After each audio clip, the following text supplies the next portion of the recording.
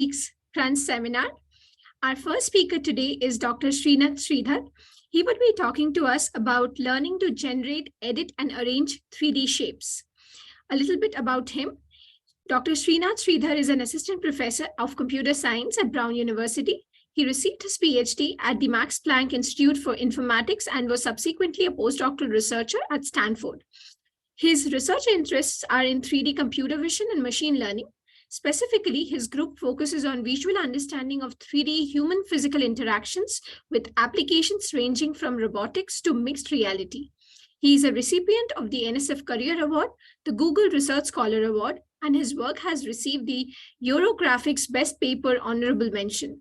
He has previously spent time at Microsoft Research Redmond and Honda Research Institute. With that, let's welcome him for the presentation. Thank you, Samdata. Let me try sharing my screen first. There you go. Can you see my screen? Yes. Perfect. Great. Yeah, thank you for the kind introduction. It's great to be giving a talk at the Crunch seminar. I've followed work from George's group for a while now, and it's great to connect and hear from all of you. So I was a little bit unsure what topics would be most interesting for all of you today. So I thought I would pick a couple of recent projects from our group. And specifically, I'm going to be talking about learning to generate, edit, and arrange 3D object shapes. So our group primarily works on 3D computer vision and machine learning. So I thought I would give an overview of some of our recent projects. And I'm happy to take questions anywhere. Please feel free to interrupt me.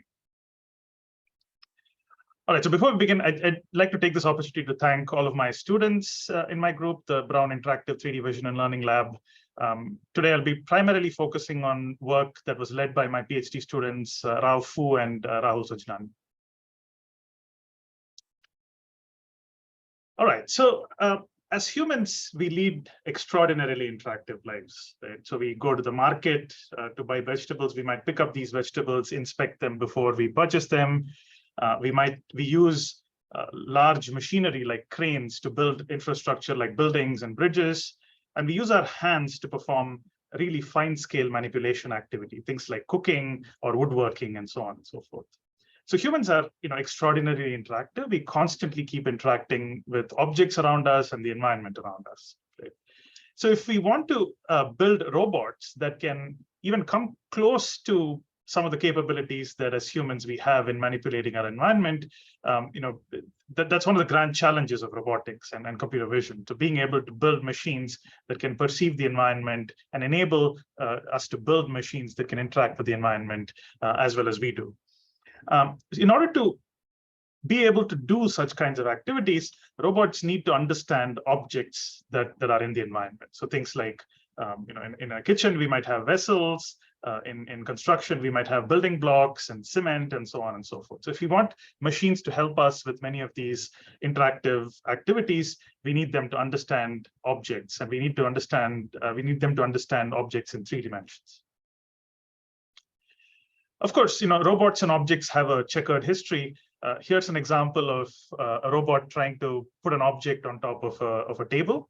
As you can see, it manages to drop the object, drop the table, and fall by itself. Right? So, this kind of goes to show that this is not an easy problem. Robot manipulation of objects, having robots manipulate with our human environment tends to be extremely difficult, right? Of course, I'm being a little bit dishonest here by showing this video from several years ago.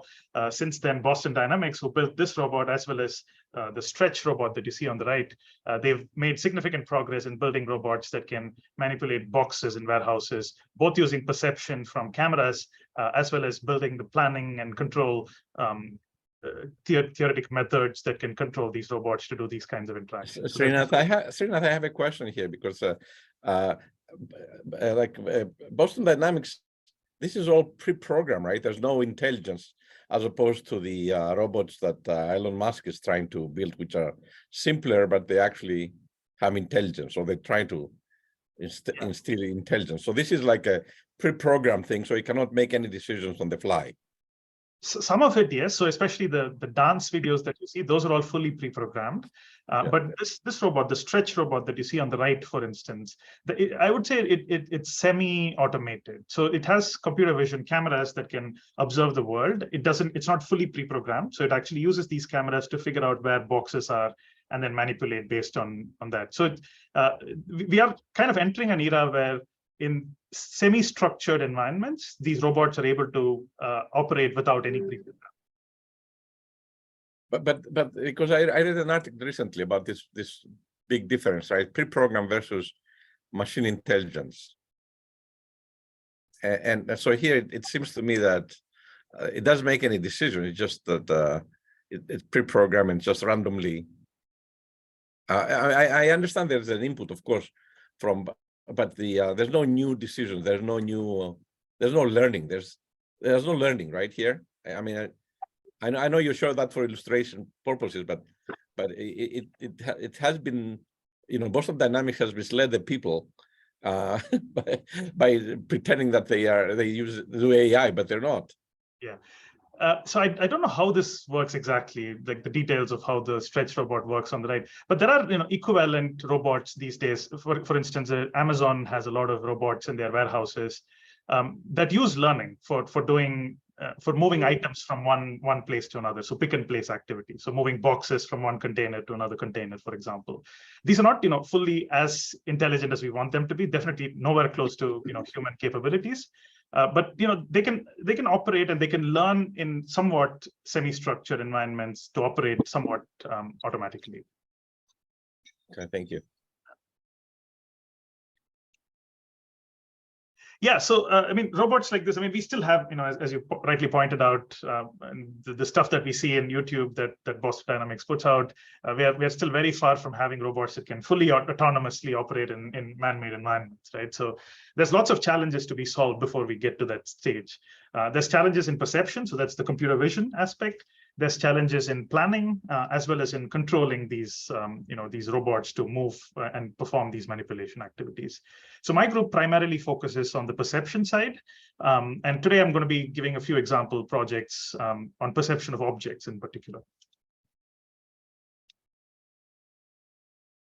So, my group here at Brown works primarily on 3D computer vision and machine learning. And we're really interested in building fundamental 3D computer vision and machine learning methods for visual understanding of different kinds of things. So for the first category of things that we're interested in are humans, right? So we're interested in building machine learning methods that can understand from video and from depth cameras how humans move and how the human hand moves and how the hand manipulates objects and so on and so forth. So that's one category of work that we're interested in. We're also interested in visual understanding of objects. So we'd like to be able to look at images and videos of things, so objects, and we'd like to understand them in terms of their shape, in terms of their position and orientation in space, in terms of how they articulate, and so on and so forth, right? So we're also interested in objects. And finally, we're interested in how humans interact with objects. So how do we use our hands to manipulate objects? What are the strategies that we use in order to manipulate objects? That's also something that we are really interested in. And underpinning all three of these goals of our lab are the fundamental techniques, the 3D computer vision and machine learning techniques that can enable these kinds of perception tasks to be solved. So this includes things like building neural networks that can process 3D data. This includes neural fields, so neural networks that can model physical fields, including things like radiance fields and shape and so on and so forth. So we developed some of the fundamental techniques that can be useful in order to enable us to understand humans, objects, and interactions. So today I'm going to be primarily focusing on the objects part of it, the green box that you see there. And I'm going to give a couple of examples of some recent work that we've done trying to better understand 3D objects. So visual understanding of 3D objects requires, if you want machines to understand objects well, we need to understand something about the properties of these objects. I would categorize these properties into two types. So first, we have intrinsic properties. So these include things like, what class does the object belong to? Is it a chair? Is it a couch? Is it a table? Right. So what category that object belongs to? We might also be interested in the object's shape, the 3D shape of the object, as well as the articulation. How does the object articulate? If you have a laptop, the lid closes, right? So understanding things like that is pretty important. There's also extrinsic properties of objects. So things like position, where is the object located in 3D space? How is it oriented in 3D space? How fast is it moving in space, right? So there's also some of these extrinsic properties that we're interested in. And being able to understand the intrinsic and extrinsic properties is often known by various different names in computer vision. We might use terms like recognition, classification, 3D object detection, pose estimation, reconstruction, etc. So today I'm primarily going to be focusing on 3D shape generation, so generating shapes of novel objects, being able to edit the shape of objects, as well as being able to arrange objects in some kind of a consistent way. So that's going to be the focus, the 3 projects that I'll talk about today. All right, so as I said, I'm going to be talking about ShapeCrafter, which is a method that we've developed recently that is capable of synthesizing 3D shapes of objects purely through recursive language input. So let's say you go to IKEA and you're interested in finding a specific kind of a chair, right? And you were to describe this to an IKEA associate. How do you describe this? Now, can we replace that associate with an AI system that can understand what you're trying to describe in terms of the shape and synthesize these kinds of shapes? So we've built neural networks that can do things like that. I'm also going to be talking about some work that we've done recently on canonicalization of shapes. So what do I mean by that? Let's say you have a robot that tries to clean up a scene, right? Like, we have a seminar where everybody's using their chairs to sit, and when everyone leaves, the chairs are not arranged well. So can we have robots arrange these chairs in a consistent way? So this notion is called canonicalization. So we've done some work on that I'll be talking about. And then finally, I'll talk about some of our future ongoing work, as well as future work, and some of the stuff that we're excited about. All right, so first, let's look at ShapeCrafter, which is a method for recursive text condition 3D shape generation. So consider the following scenario. Consider the scenario where we have 3D designers who are trying to fulfill requests from a certain party who's interested in designing some kind of an object, right? The way this would typically work is that party A would be like, please design a building for me with 5 floors and a high tower, right? And then the designer would go to their computer, try to come up with a design that satisfies the initial constraint from party A. And then the designer would show what they've designed to party A, and then party A would be like, I need to change a few things here. I want the tower to be narrow. I want it to have 14 floors and things like that. And the designer would kind of go and iterate on some of the feedback that they've got from party A. And this process continues for a while until both party A as well as the designer are sufficiently frustrated.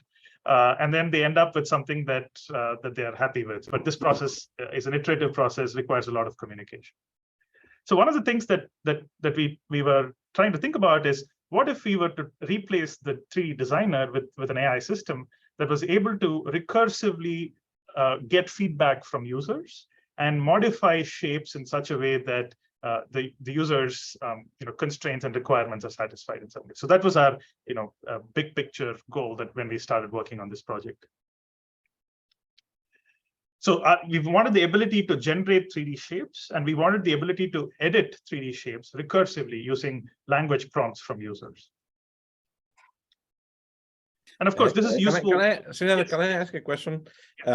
Is the scale, is size an issue here? In other words, you could address small, like nano size, but also you can say, okay, I want to design the wing of an airplane. You know what I mean? This disparity in scales. Is scaling is an issue or not? So in this particular work, we focused on categories of objects. So we would have, like an ImageNet or ShapeNet, there are categories, standard categories of objects, things like chairs, tables, airplanes, and so on. So we're not really focusing on building like all the little parts of objects. So we're only focused on the shape of the overall objects, and specifically on categories of objects. So we build models that are category specific in some way. So I think that's a very interesting question, what you're asking, right? Like, how do we build more objects that contain other objects inside? Like, multi-scale features. Multi-scale features. Yeah, exactly, yeah. Right. Yeah, so in this work, we don't address that, but I think that would be an excellent direction for future work. How do we build stuff that have this hierarchical compositional relationship between the parts and the whole? Right, thank you. Yeah, great questions. And again, I think, I don't have to belabor the motivation for doing something like this, right? Like there's obviously applications in 3D design, augmented reality, virtual reality, but also in human robot dialogue, right? So we want to be able to describe stuff to machines. And again, as I said, in the future, instead of having IKEA associates trying to understand, human associates trying to understand this, we would have chatbots and robots that can kind of enable us to do things like that. I think that's kind of one of the applications here. All right, there's been a ton of work in the literature in trying to synthesize 3D shapes from language descriptions. And again, I've given a small subset of this work in this particular slide. But the thing here is that most previous work cannot support recursive generation. So, they're all kind of like, you provide a prompt and then they generate a shape. There's no way to kind of recursively modify the shape that you've created. So that's one of the limitations of previous work.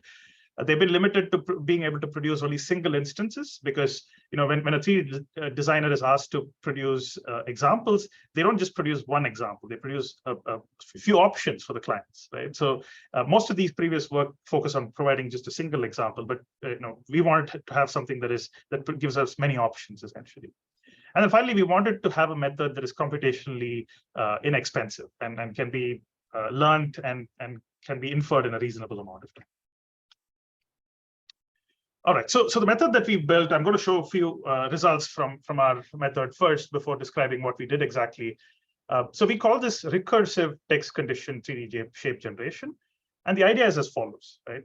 So the user starts off with a language description, something that says what they want to generate. So this could be something as simple as a chair, right? And what our method is able to do is able to provide a distribution of chairs. So here's an example of 4 very different looking chairs that satisfy the input text prompt the user has provided. So this is what our system is able to generate. These are 3D shapes. What we can then do is ask the users can provide additional information that qualifies the shape that was already generated, right? So for instance, they can say, I want a chair, but without any armrest. So that's the top row, the red chair that you see there. What the user wants is the same kind of chair, but without the armrest, right? So what our system can do is it can actually take that shape and edit that shape in such a way that we now have a variation of that initial shape without any armrests, right? So this allows us to recursively edit these shapes. And then the user can keep going, right? So they can say, okay, without any armrests, now I'd like to have a long backrest, right? And we get something that has a long backrest. And then finally, they can say, I want the legs to be curved, and then we get curved legs in the end. Right. So this ability to kind of start off with an initial shape distribution and recursively edit this shape distribution based on new feedback from users, we call that recursive text condition 3D shape generation. And that was our goal in this particular project. All right, so building a neural network that can generate these kinds of 3D shapes is actually quite a challenging problem. And as I mentioned, none of the previous work can do this kind of recursive shape generation and editing. So first of all, one of the issues is that there are not enough data sets or no data sets available for recursive shape generation. The second challenge is that we need to generate very high quality shapes, and we need to choose appropriate representations and appropriate neural network architectures that can enable us to capture all the fine scale detail. And then finally, we want to have a process for recursive shape generation. So these were some of the challenges that we had to address in this particular project. So what we propose, the method is called Shape Crafter. And what we address all 3 challenges by first proposing a new data set for recursive shape generation. This has 369,000 text shape pairs, and this is quite useful for future work. We also come up with a new representation that can model high quality 3D shapes using neural networks. And then finally, a method for recursive text condition shape generation that looks at new prompts that come from users to modify the existing 3D shapes. So I'm going to kind of go over each of these steps. And again, feel free to interrupt me if you have any questions here. All right, so let's talk about the data set first. So again, existing data sets like text-to-shape data set or shape-plot data set, they've been limited to text image pairs or text shape pairs, but only for a fixed set of prompts, right? So you would have a chair with a long back, and then you would have only one shape corresponding to that, right? Which doesn't really help us, because what we want to do is both recursive editing of the shapes, as well as we want to produce a distribution of shapes, not just a single shape, right? So we want to have this ability to produce distributions of shape, as well as the ability to modify existing shapes, right? So none of the existing data sets are satisfy that particular constraint. So in order to address this problem, what we did was we took the text-to-shape data set. So just as a quick overview of the text-to-shape data set, the text-to-shape data set has text shape pairs that look like the image that is shown here, right? So the text could be something like a wooden chair with 4 legs. The chair has slat back and turned legs, right? And the corresponding shape would be the one on the right. We are showing only an image here, but this is actually a 3D shape. So this is a one-to-one mapping. So for every text prompt, long text prompt, we are able to, the data set has only one corresponding shape. So what we did was we took this data set and augmented this data set in such a way that we get many-to-many pairs, right? So we want to have language phrases of different lengths, right? So this could be a wooden dining chair or a wooden dining chair with 4 legs, like different lengths of text prompts. And we wanted to have for each text prompt, we wanted to have not just one chair, but set of chairs that satisfies that constraint, right? So what we did was we took the text-to-shape data set. I'm not going to go into the details here, but we essentially used tools from the NLP community, in particular constituency parsing, in such a way that we actually get a prompt like what you see above. We end up with a larger data set, an augmented data set with much richer information. So for instance, in our data set, for the phrase a wooden, we would have lots of examples of wooden chairs, right? Not just one chair, but lots of examples of wooden chairs. And then if we had something like a wooden dining chair, we would have lots of examples of wooden dining chairs, and so on and so forth. So for longer and longer sentences, we still have a distribution of shapes. If you have a wooden dining chair with 4 legs, we would get lots of wooden dining chairs with 4 legs, and so on and so forth. And if we want to have the slats, we would get the slats as well, right? So this kind of constituency parsing and using tools from the NLP community, we've essentially managed to take an existing data set, but significantly improve the information contained in that data set, both in terms of the length of language, the text prompts, as well as in terms of the diversity of shapes corresponding to each of these text prompts. Srinath, one question here. What is the NLP part? Is it like a transformer? What is it like a bird or a transformer? What can you say something about that part? Yeah, so this is there is actually no learning involved here. So we use standard tools from NLP like constituency parsing. So what constituency parsing does is it takes a very long sentence and breaks it down into components of this sentence. So things like here's a subject, and here's the predicate, and so on and so forth. And we can do this for very long sentences. And what we can do is for multiple such phrases, we can cluster them all together so that we get a lot of noun phrases, we get a lot of verb phrases, and then we can create essentially a tree of all of these different phrases. And at each node in this tree, we would have multiple examples, chair examples. So there is no learning involved here. I think the tools that we use, one tool that we use is Roberta, which is a learned method for constituency parsing. But there is, we don't do any learning here. We use off-the-shelf components for doing this. All right. Okay, so that's the first challenge, right? So the data set challenge is the first challenge, and what we've done is we've taken an existing data set and augmented it. The second challenge is, of course, how do we represent high quality 3D shapes, right? So representing 3D shapes using neural networks, there's various different approaches, and we wanted to have the highest quality. And the reason for this is because when people recursively try to edit shapes, they're often referring to little things in the shape. So things like armrests, wheels, slats, and so on and so forth, right? And this means that any shape representation that we're using needs to be able to model all of these little details. So we wanted to have a representation that was high quality enough to model these little details. So what we did was we built up on top of some existing work, in particular, something known as AutoSDF, which uses a neural network. And this neural network essentially parameterizes the shape of a particular object by breaking up into lots of little grids in a 3D volume.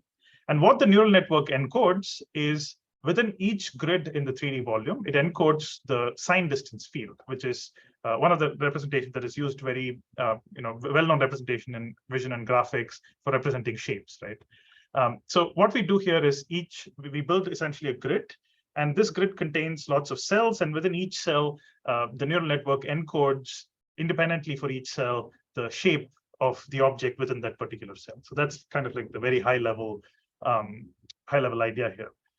So what we do is we take an input shape and we represent that as a grid using this auto SDF kind of representation. One thing to note here is that this grid is also probabilistic, right? So what we have is not just within each grid, we don't just store the shape of one object, but we actually store the shape of a class of objects, right? So if you have chairs, then we would build a probabilistic grid essentially, where at each grid location, we have a distribution of shapes for different kinds of chairs of that particular grid location, right? So that's the representation, the 3D representation that we use for representing 3D shapes. And the idea here is that we want to learn over a category of shapes. So we would have all kinds of chairs. And what we learn is this 3D grid, essentially the neural network learns the distribution of shapes within each of these grid cells for the entire category.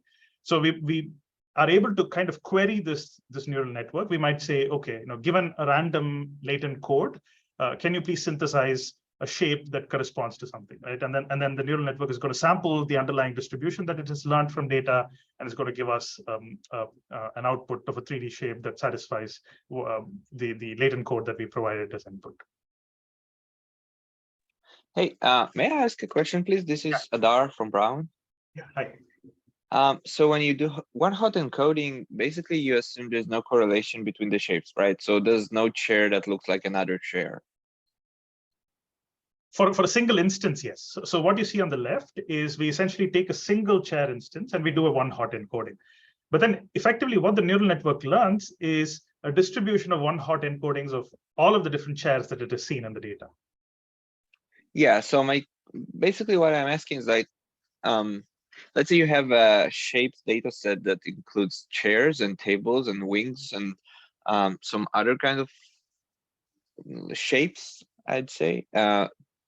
All of them are treated like, if you have a lot of chairs and a lot of airplane wings, there's no like, these are chairs and they look very similar, and the airplane wings look similar. Like everything is, each chair and each airplane wing are far away from each other as each chair from another chair. Right. Yeah. So okay. It's very common for us to learn category-specific models. So what you're seeing here is a category-specific model. It's trained only for chairs. So if you had airplanes, you would have another category-specific model that is trained only on airplanes. Right? Gotcha. Thank you. And here the probability distribution is over the different features of the chair or of the different chairs. The distribution is over the features of that particular grid cell within the chair category, essentially. Okay, but like you have in the plot here, from the top chair to the last chair, the bottom, would that be under one distribution or different distributions for the three chairs?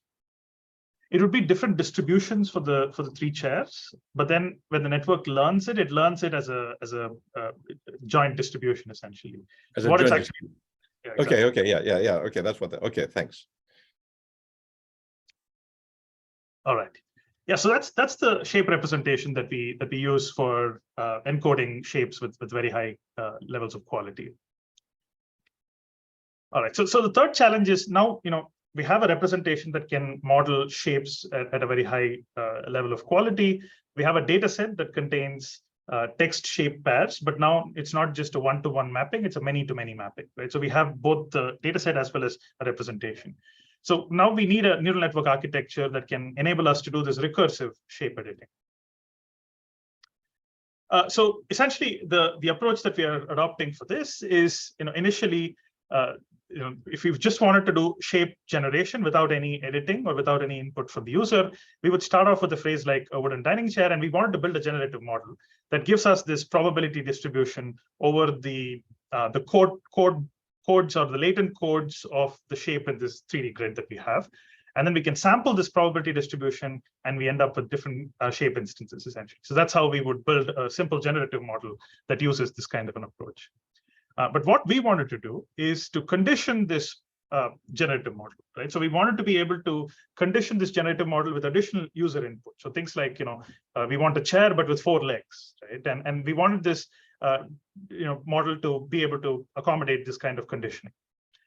And then finally, we also want this to be recursive, right? So we don't want just to have one conditioning text prompt, but we want to be able to do this repeatedly. So what we've essentially built is a recursive text condition generative model, right? So we have this probability distribution grid, and what happens at each time step is that the probability distribution is modified from what we've learned in the previous time steps, or what we've produced in the previous time steps. So that's like the high-level idea of how we approach this problem. So let me go into a few key details here. So if you take this, text conditioned recursive generative model, what does it contain? What are the key elements of this, right? So the first one is the text feature extraction, right? So how do we take text input and how do we process it? So in order to do this, we actually use BERT. We actually fine-tune BERT on our data set. And the idea is very simple. So we take a pre-trained BERT model. We have a linear projection layer that takes the BERT features and projects it to a feature volume that is the same size as the shape feature representation that we've used in a couple of slides ago, right?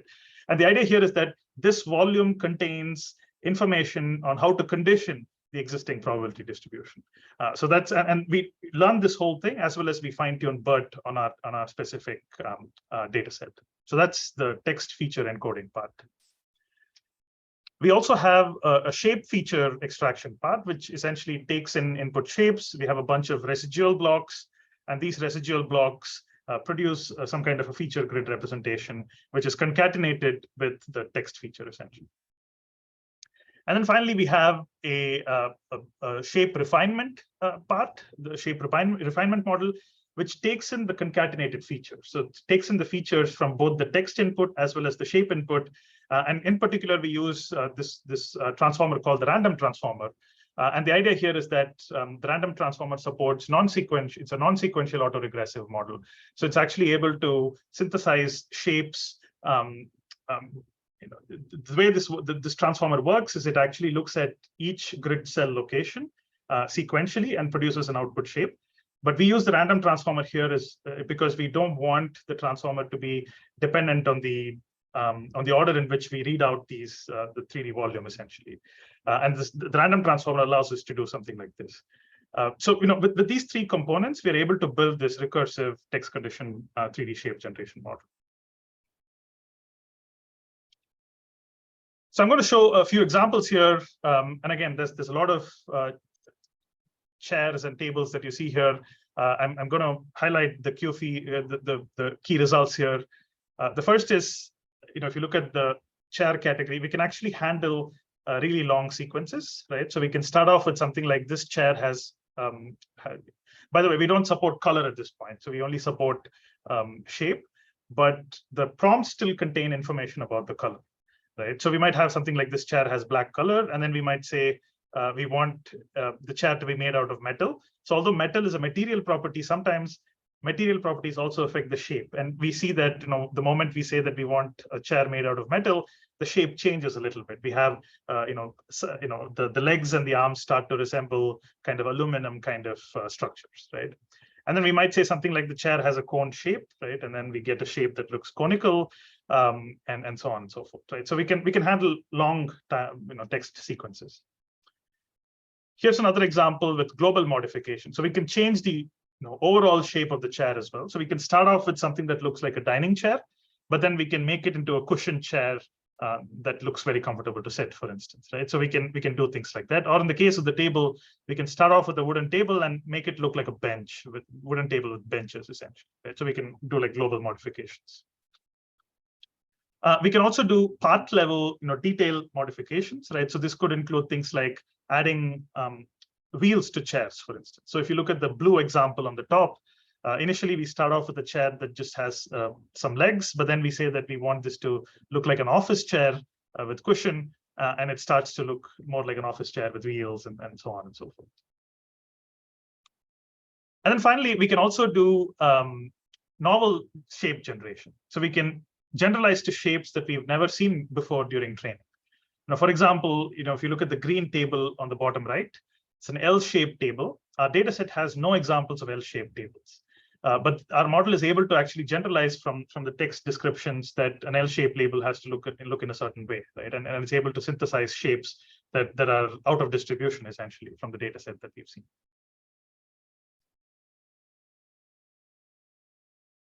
All right, of course, the method has several limitations, right? Capturing fine scale detail remains a hard problem. And although our representation allows us to capture some of the fine scale detail, there's still improvement that can be made in capturing even more finer scale detail. And this kind of goes along the direction of what George mentioned earlier, which is how do we generate parts of objects, not just overall object shape, but have this hierarchy compositionality and generate little parts of shapes as well, right? So that could be an interesting direction for future work. And also the random transformer that we use helps with overall quality, but sometimes it harms consistency between time steps. So it's kind of a balance between the architecture, what works well in terms of the details, and what works well with respect to the recursion, right? Like, how do we make sure that at successive time steps we're able to preserve the overall shape and the style of the object that we've initially generated. All right, I'm going to ask if there are any questions here, and if not, move on to the next project that I want to present in the last 10 minutes or so. Yeah, Srinath, I have a question because I know that CSAIL at MIT, they do this work on 3D guns, and they also play with chairs, furniture, chairs falling, and so on. Are there some similarities because you use these generative models that you didn't describe? But it's the same thing, like you dial in some noise, you have some data, you do this semi-supervised learning and so on. Yeah, there's a large they have a big project called 3D guns. You probably know it at CSAIL. Yeah. So there's definitely lots of work on what kind of representations are suitable for these generative models, right? And I think GANs were some of the first approaches that were kind of they worked well in images, so people tried using that in 3D shapes. The state-of-the-art approaches don't actually use GANs as much. Most of the state-of-the-art approaches tend to be some variation of having neural networks learn a 3D grid of sorts. So it's either something like a transformer that is able to learn each of the sign distance values at each of the grid cells, or it tends to be some kind of a convolutional network, 3D convolutional network that looks at the grid and then kind of tries to reconstruct the shape at specific parts of the grid. So those tend to be the most successful approaches that can model all of these tiny details. There's also approaches that use point clouds. There's also approaches that use meshes.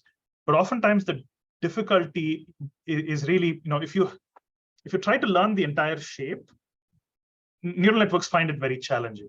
What they do well at is if we divide up this 3D space into smaller bits and somehow have some kind of spatial connection between these different grid cells. So either through convolution or some kind of a transformer that attends to specific portions of this 3D space, right? So those have been the most popular approaches. GANs, as far as I know, the most recent approaches don't tend to use GANs as much because, again, with GANs, I think the difficulty is being able to model all of these little details, and also the fact that GANs are hard to train, and sometimes they don't converge as well. So I think for these reasons, recent approaches tend to be either convolutional or transformer based. For the cloud, we had here at Crunch a seminar from Stanford on I think point cloud or something like that. But it was used for different purposes. But yes, so that looked pretty reasonable, right? I mean that's a popular paper. Yeah. yeah, there's a bunch of really nice work using point clouds as well. And there's lots of point cloud architecture, including diffusion models for generating these kind of things. Yeah, I was going to ask you about that because we also had a talk on diffusion models. So yeah, GANs are sort of the past, but people have tried to use diffusion models in 3D shapes. Yes, there's lots of interest in using diffusion model for 3D shapes these days. There's certainly a couple of papers recently that I've seen that use diffusion models for 3D shape synthesis. They're actually, they do surprisingly well compared to existing approaches. I think they compare favorably to some of these approaches. These approaches are probably still slightly better in terms of the metrics that we use, but I fully expect that diffusion models will actually improve over the next few months and years. And I wouldn't be surprised at all if diffusion models become the state of the art for this problem. Okay, thank you. All right. So I don't have a lot of time to talk about the second work, so I'm going to kind of skim through some of the details, focusing on only the key aspects here.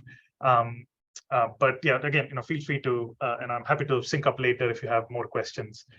So this work is called ConDor, and the idea here is that we wanted to canonicalize the 3D pose of shapes. So just to give you a very high-level picture, what you see on the top is a picture of my co-authors oriented in different ways. And what we want to do is we want to build a neural network that can learn to orient them consistently without using any supervision, right? So we want to just use the data, self-supervision, in order to be able to solve this canonicalization problem. Of course, this is a 2D example. We want to do this in 3D. All right, I'm going to ask, I don't know how many of you can answer that, but it's a little quiz here. So on the top, what I have are 3 chairs, which are oriented in some consistent way. And I'm going to flash 4 other chairs. And if you could either type on this on the channel or just unmute yourself and say which of the 4 ones looks to have the same orientation as the 3 chairs that you see on the top here. Ready? Let's go. So is it A, B, C, or D? Which one of these 4 options looks most similarly oriented to the top row over there?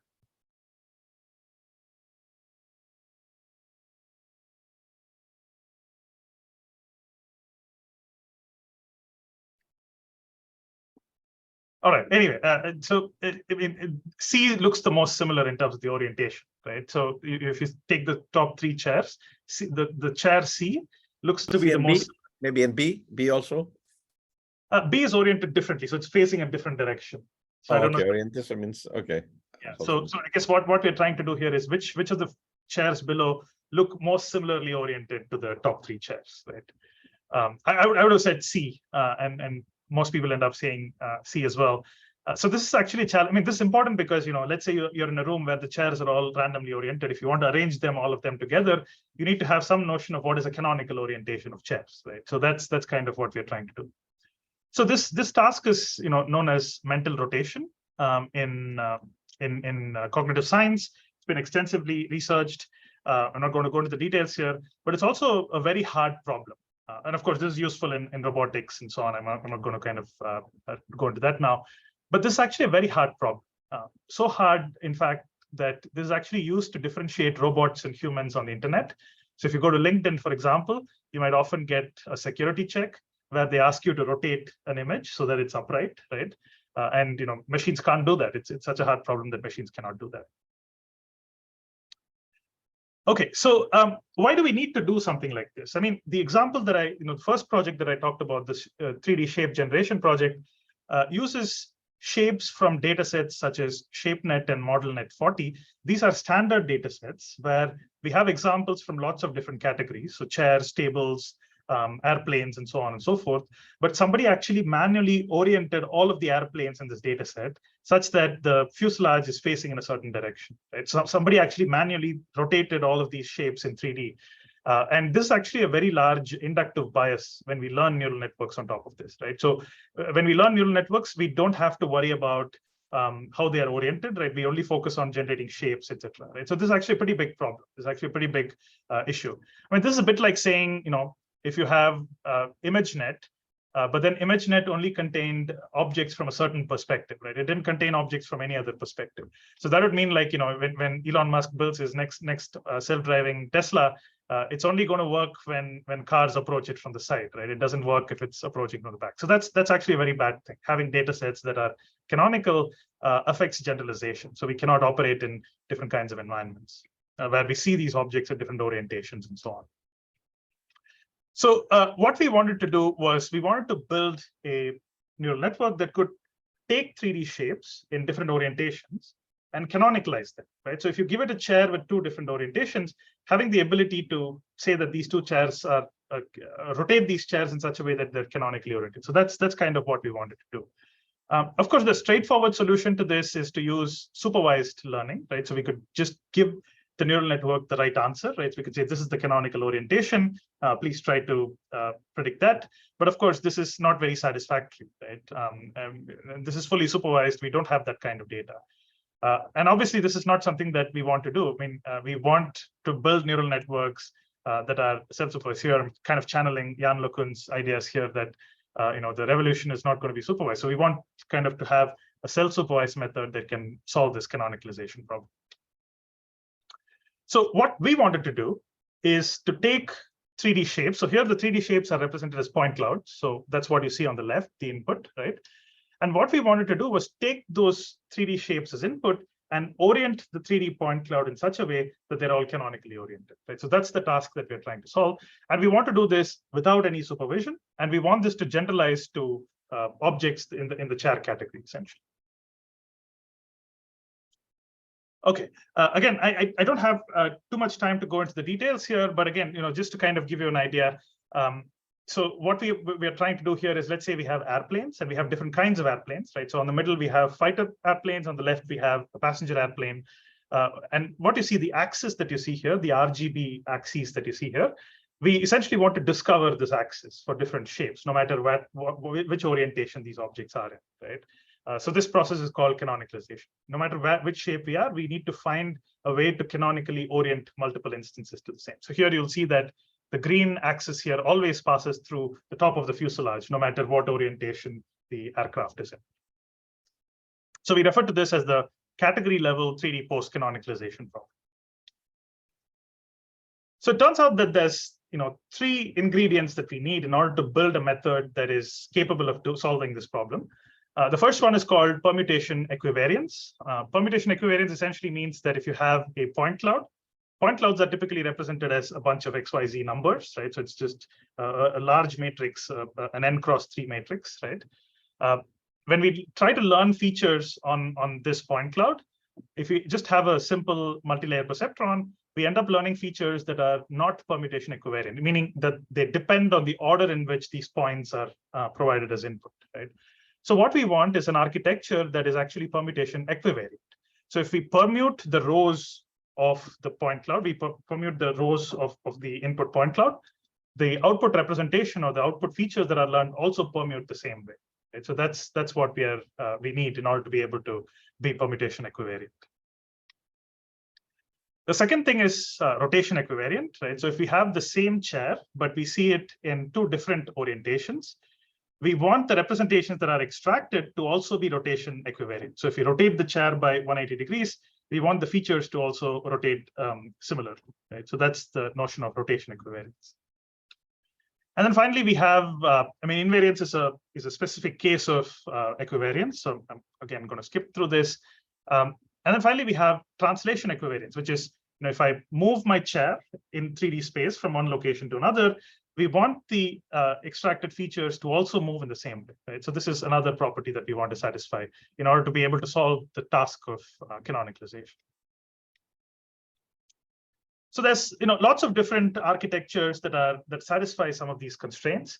But in this particular work, we use these so-called tensor field networks. Again, I'm not going to go into the details here, except to point out that tensor field networks are capable of extracting features that are equivariant to point permutation, 3D rotation, as well as to translation, right? So given an input point cloud X, they're able to extract features FFL that satisfy the equivariance property for permutation, rotation, as well as translation. All right, so there's a bunch of other architectures as well, but TFNs work best in our experiments. All right, so the way this architecture works is that we have an input point cloud. we use our TFN to extract these equivariant features. These features are equivariant to point permutation, rotation, as well as translation. And then we have an MLP that actually predicts this XYZ axis, this canonical axis that I mentioned a couple of slides ago. But in order to generalize this to different shapes in our category, right? So if you have airplanes, we want this neural network to also generalize to different instances of airplanes, right? So in order to do that, we actually compute the spherical harmonics on top of the 3D point cloud. And then we use the fact that the dot product of two equivariant features, spherical harmonics are equivariant as well. So if the point cloud rotates, the spherical harmonics rotate with that. So we use the fact that the dot product of two equivariant features is actually invariant, right? So, and this is something that helps us generalize to different kinds of airplane instances that we might see in our data set. And what that gives us is a way to obtain a canonical pose or canonical position and orientation of a 3D point cloud.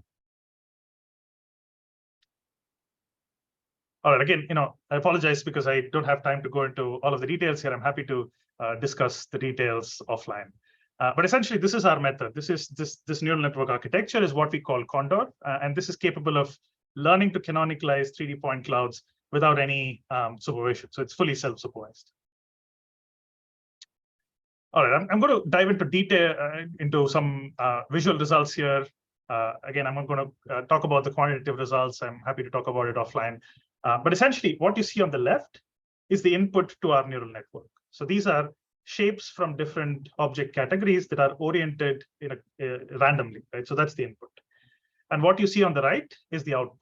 So our network is able to learn how to find a canonical orientation for these different categories of shapes. It also turns out that our method can do segmentation, part segmentation as well, without any supervision. And again, I'm not going to talk about the details here, but effectively, the method learns to give unique names to specific parts in our input shape. All right, so yeah, we fail in some cases, especially if we have symmetry and small shapes and so on. But what I'm going to do now is maybe quickly wrap up the presentation, and so that we have some time for questions. So far, what I've talked about is a sampling of some of the work that we've done with respect to 3D shape synthesis, right? Being able to synthesize 3D shapes using neural networks, learning it from a data set, being able to edit these shapes, not just edit single shapes, but to edit distributions of shapes, and data sets to enable this kind of recursive shape editing, shape generation, and so on and so forth. So that was Shape Crafter that I first talked about. And then I talked about somewhat briefly about this notion of canonical orientation, like how do we build neural networks that can learn to orient shapes consistently without using any supervision. And of course, this is just a sampling of the stuff that we've been doing and are currently doing. There's still a lot of more interesting work to be done in this space. We are nowhere close to visually understanding 3D objects for the purposes of robotics, right? So there's still a lot to be done. So I'm going to talk very briefly about some of our ongoing work to give you a glimpse of what we're working on. So the first is, discovering articulation of objects, right? So far, the shapes, the object shapes that I've shown are rigid shapes. So they're essentially just, static chairs, right? But most objects that we encounter in the daily world are either non-rigid or they're articulating in some way, like for instance, laptops, right? So one of the things that's really interesting for us is how do we discover how objects articulate without using any supervision, right? So this is known as the part discovery, joint discovery problem. So that's something that we are really interested in. We are also interested in building diffusion models for arranging scenes, right? So let's say you start off with a room arrangement that is not very well arranged, right? So it's, after a talk, chairs are everywhere, right? So here you can see some examples of a randomly arranged room being arranged into something that is canonical, something that's neat, right? So here we use a diffusion-like model denoising process to go from this noisy room space to a nicely arranged, clean room space, right? So that's something that we are interested in. And then finally, as I said, we're also interested in fundamental 3D computer vision methods. And one of the things that has been really exciting us over the last year or two is what we call neural fields in visual computing and beyond. Neural fields are essentially neural networks that parameterize an underlying field as in the physics sense. So this could be something like a gravitational field or a magnetic field, right? Or it could be a radiance field in the case of image data, right? So you have light hitting sensors, and we'd like to model this process, the radiance field in the space. And it turns out that you can actually use this as very rich representations of 3D appearance as well as geometry. Neural fields are also, of course, widely used in other areas. I mean, I'm kind of preaching to the choir here, but George and your group, you've done some really great work on physics-inspired neural networks, which would, there's also some overlap with neural fields and computer vision. So we wrote this review paper last year about neural fields and computer vision and beyond. We have a website, neuralfields.cs.brown.edu, that contains links to lots of these papers, including many of your group's papers as well. And then finally, I'd like to end with a sneak preview of some of the things that we are doing with neural fields. So one of the things that we want to do is we want to build 3D models, 3D representations using neural networks of real-world objects. So we've been building this capture system, multi-camera capture system, which is in the Brown Visual Computing Lab. If you want to take a look at it, I'm happy to give you a tour. So this is essentially a camera system that has 54 cameras that look at objects and hands interacting with objects from various different directions. And this is the kind of data that we can capture with this kind of setup, right? So we have essentially multi-view data. So here you have like 54 cameras capturing a hand interacting with an object. And then we're really interested in building neural fields that can capture hand shape, interactions with the object, and so on and so forth. All right, so with that, I'm going to end here. Thank all of my students again, as well as funding agencies that supported this work. I'm happy to take any questions if there's any more time left. Thank you, Dr. Sridhar. Do we have questions?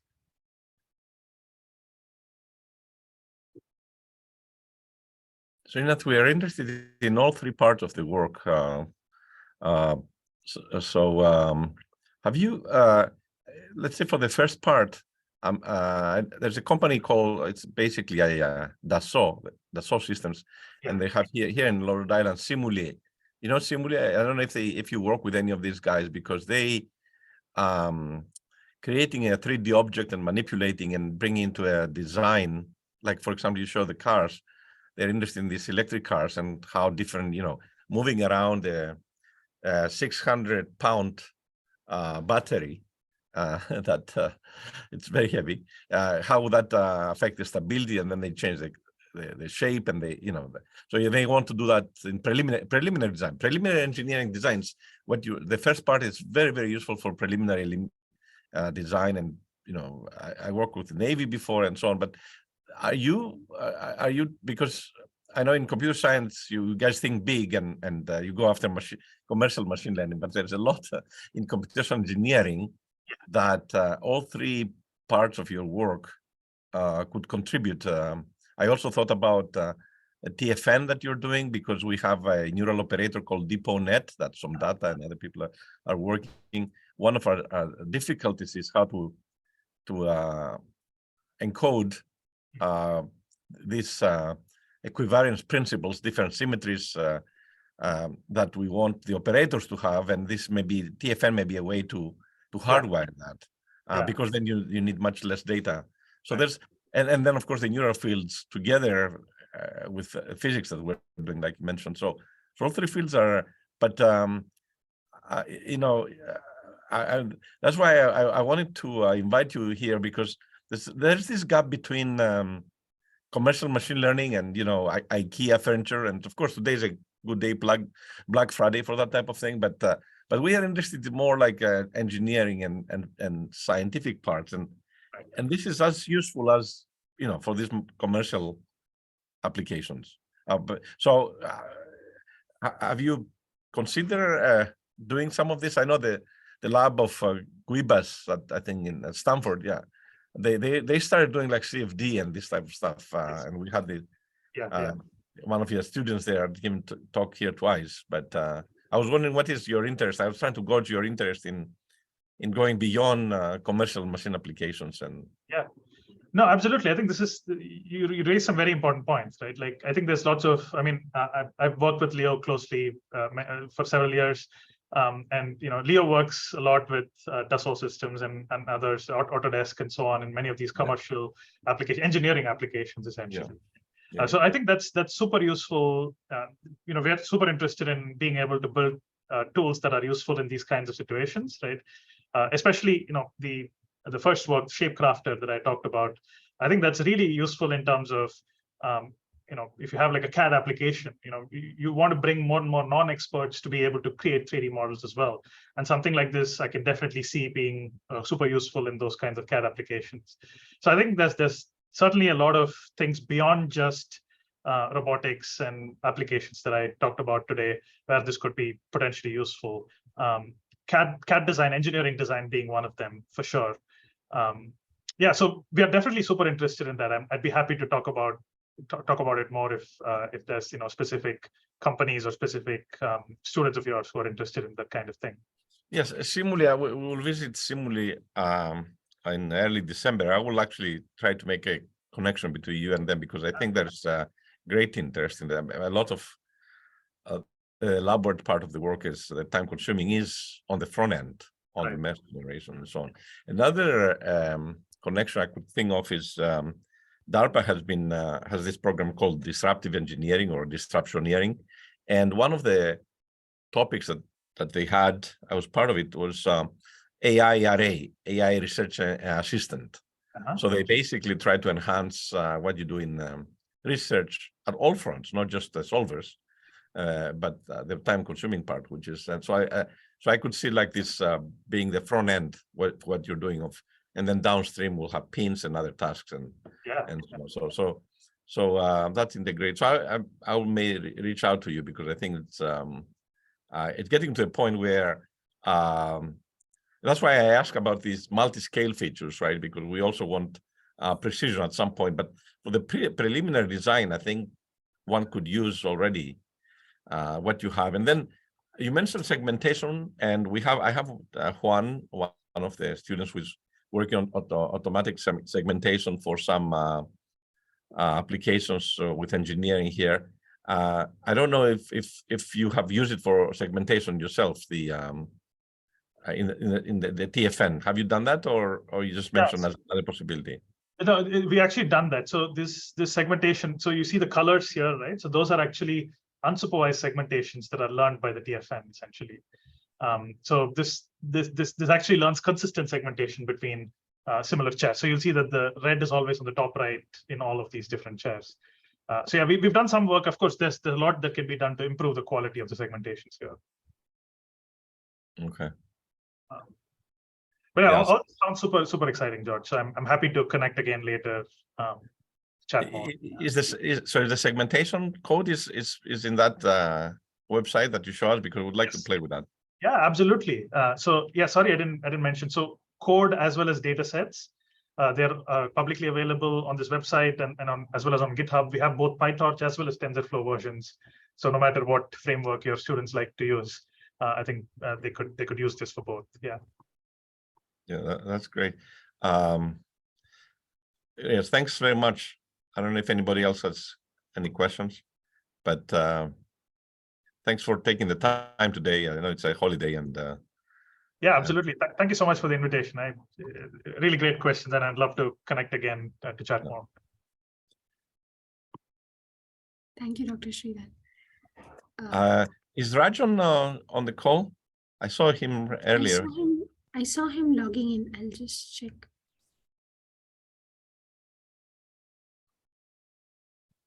Because I wanted him to show some of the diffusion models that he has produced.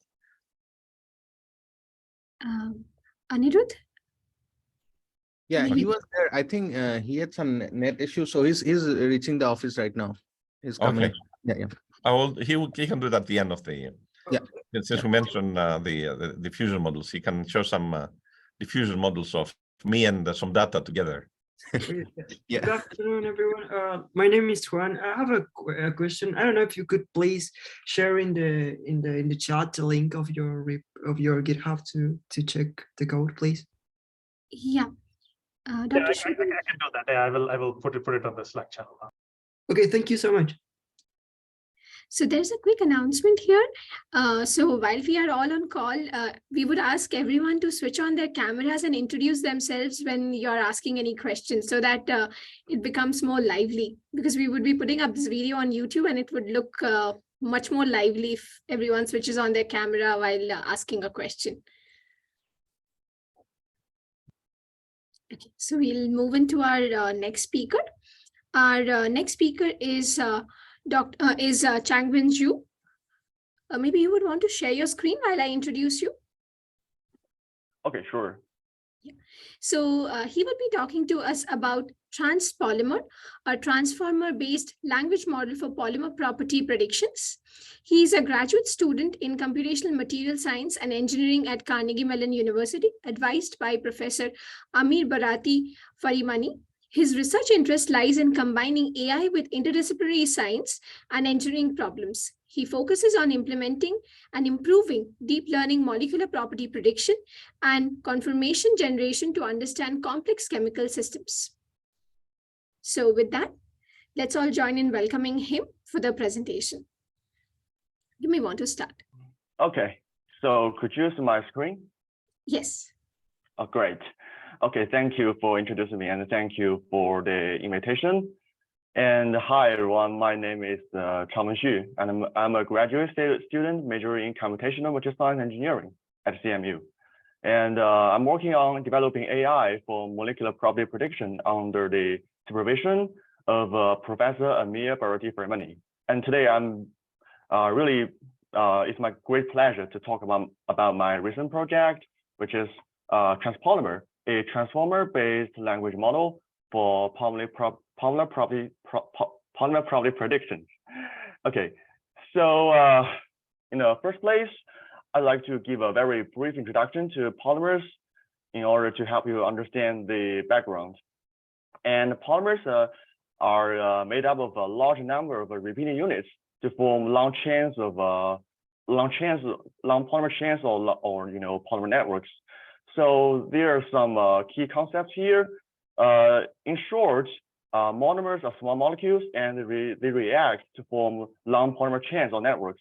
And the repeating units, they are the least structure units, which repeat themselves in the polymer chains. And the degree of polymerization is the number of repeating units in the polymers. And here is a great illustration of how the polymerization process works. Monomers react with each other to form the polymers. So polymers usually have very large molecular weight or long length. And polymers are classified into homopolymers and copolymers in terms of whether they contain only one type of repeating units or multiple types of them. Okay. And next, why polymer? Why polymers are so important in our real life?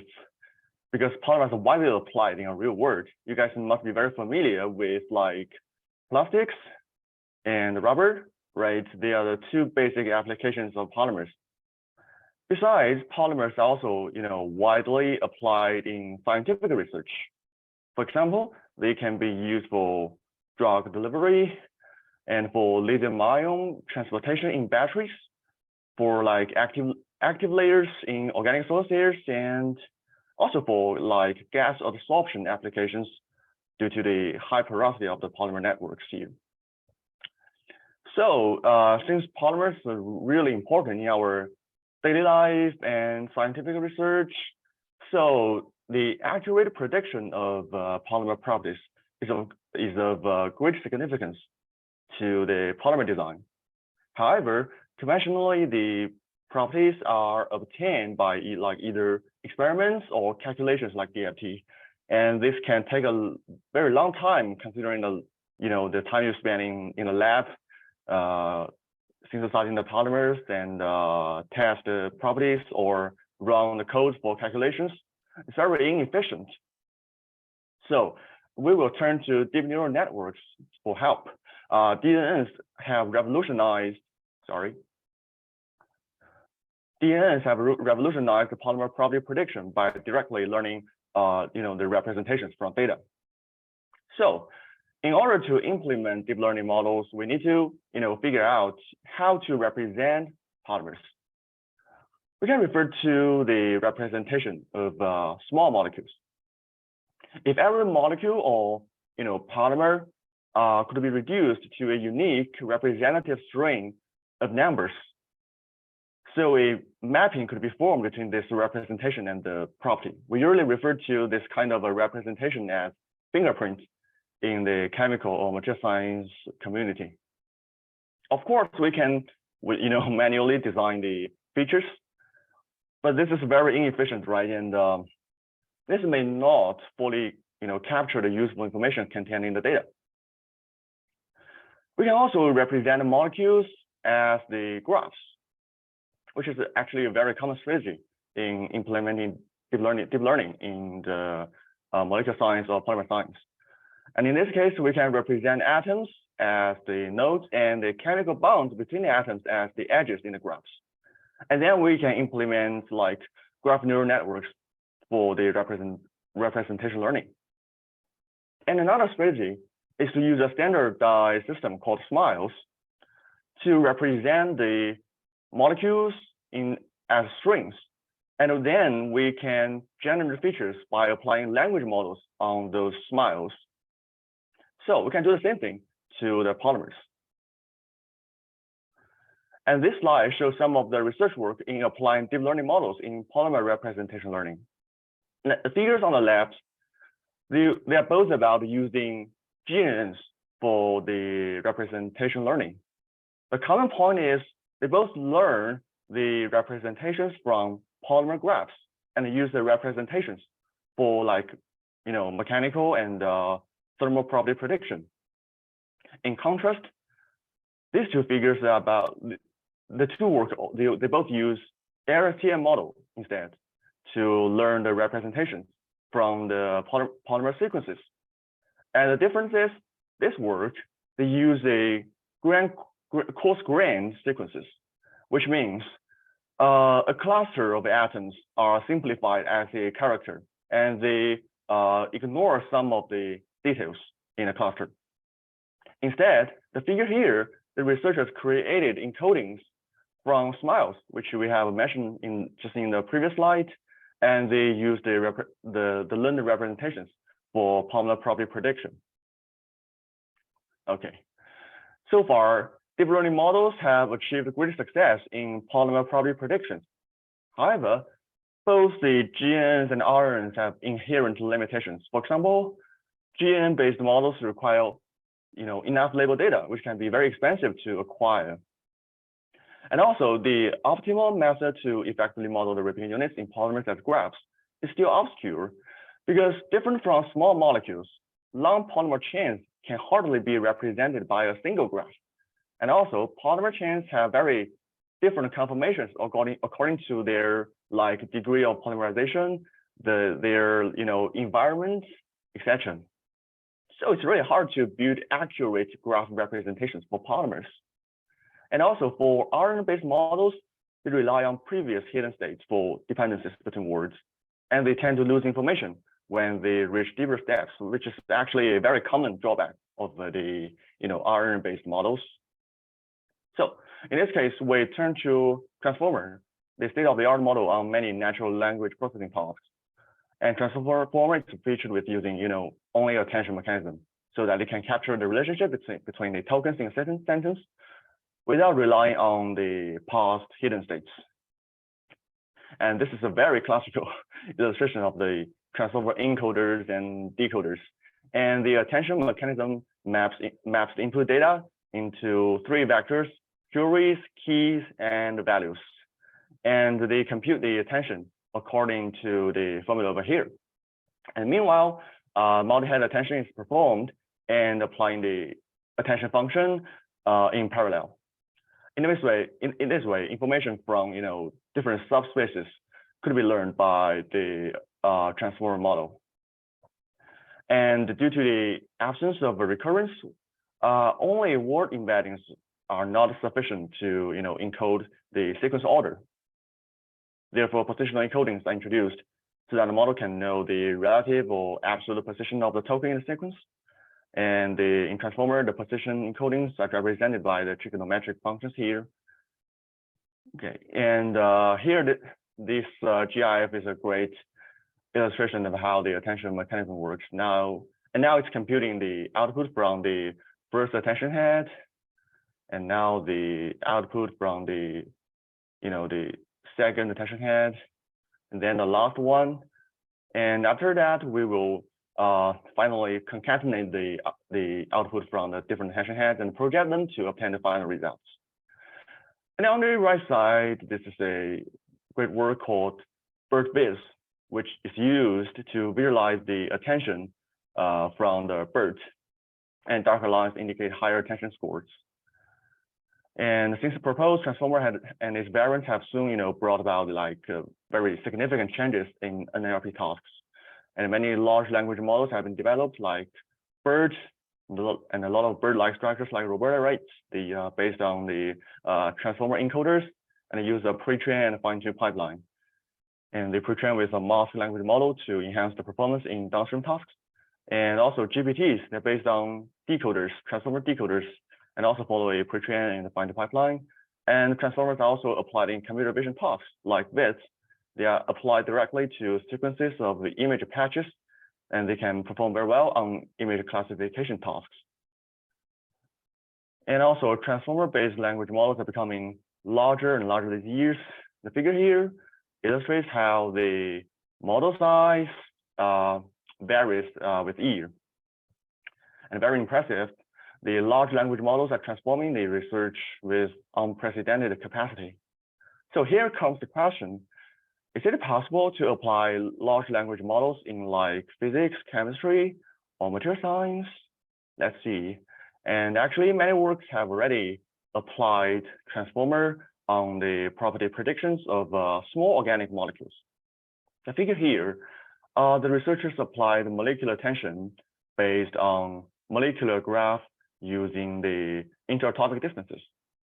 And this work is called SmilesBird, which was proposed to pre-train a model of a bird-like architecture and pre-train with a masked smiles recovery task, which is very similar to the masked language model adopted by birds, and then generalized into different downstream tasks. And also, researchers mimicked the machine learning, the machine translation tasks, and trained the transformer on reaction sequences. And in this case, the input given here is the smiles of the reactants of the reactions, and the output will be the products of this reaction. Although large language models have been widely investigated for like small organic molecules, well, such models have not yet been leveraged to learn representations of polymers. Compared with small molecules, designing transformer-based models for polymer is more challenging because the standard smiles of polymers fails to model the polymer structure and misses some fundamental descriptors like the degree of polymerization, the temperature of the measurement, etc.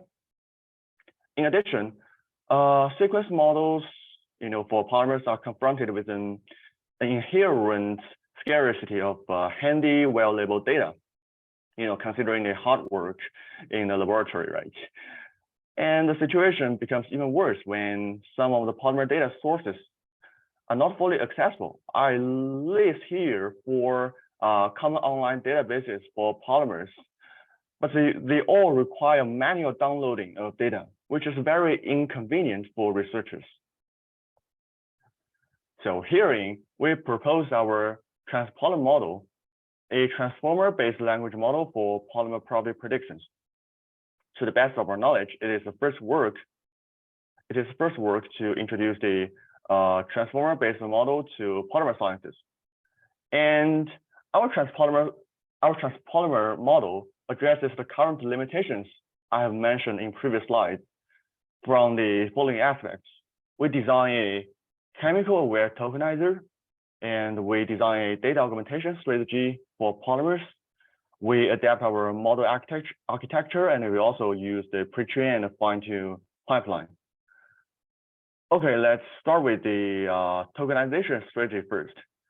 And we want our tokenizer to be chemical aware, which means the tokenization results could make sense chemically. So for example, this is silicon and the symbol is Si.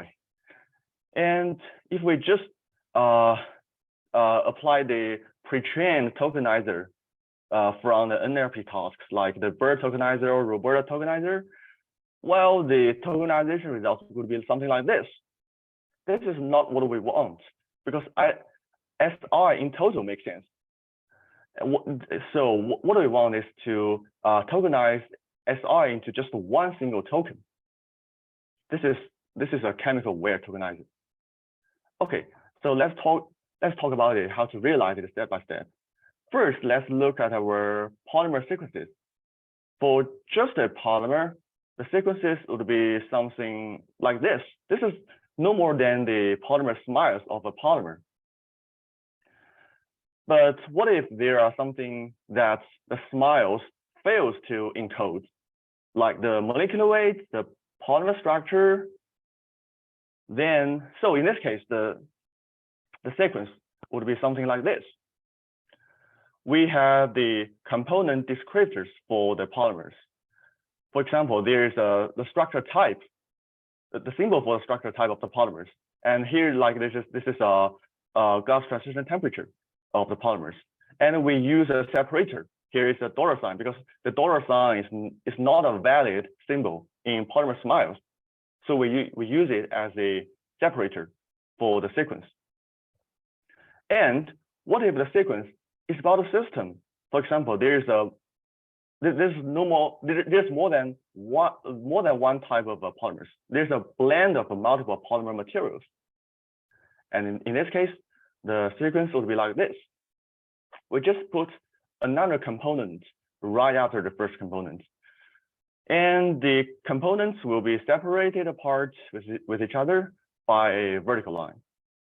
And then to tokenize the sequence, we define a regular expression which contains all the possible atoms and special signs to search for. And therefore, in this case, the atoms like silicon could be treated as one token. And the special signs, even including the values for some descriptors, could be processed into single tokens too. Okay, then we move on to talk about the datasets. And first, let's look at the pre-trained dataset. The dataset we use is called PI1M, which stands for Polymer Informatics 1 million data. And the PI1M benchmark was built by training a generative model on polymer data collected from Polyinfo database. And the generated sequences consist of monomer of the smiles of the monomer, and also star signs. The star signs stand for the polymerization points, or in other words, the points where this one repeating unit are connected with other repeating units in the polymer. And we augmented the dataset by augmenting each data entry to 5. So the size becomes 5 million. And the augmented dataset is used for pre-training. How we augment the dataset will be mentioned later. And for the downstream datasets, we obtained 8 datasets from 4 journal articles. They cover different types of data and different properties of polymers. The table in this slide summarizes the information about the 8 datasets. Changwen, can you go back? So you show the previous slide, please. So here you show the one that with the 4 references, right? Mm-hmm. So what do you mean by now? So the model reads the papers, or you have tables in the papers? How do you use these papers in your model? I collected the data from the 4 journal articles because they have summarized their data. They can easily download from their GitHub repos, and also they have for example, they apply some machine learning models to predict the properties. So I can use the baseline models, use them as my baseline models. So this is why I choose this for journal articles.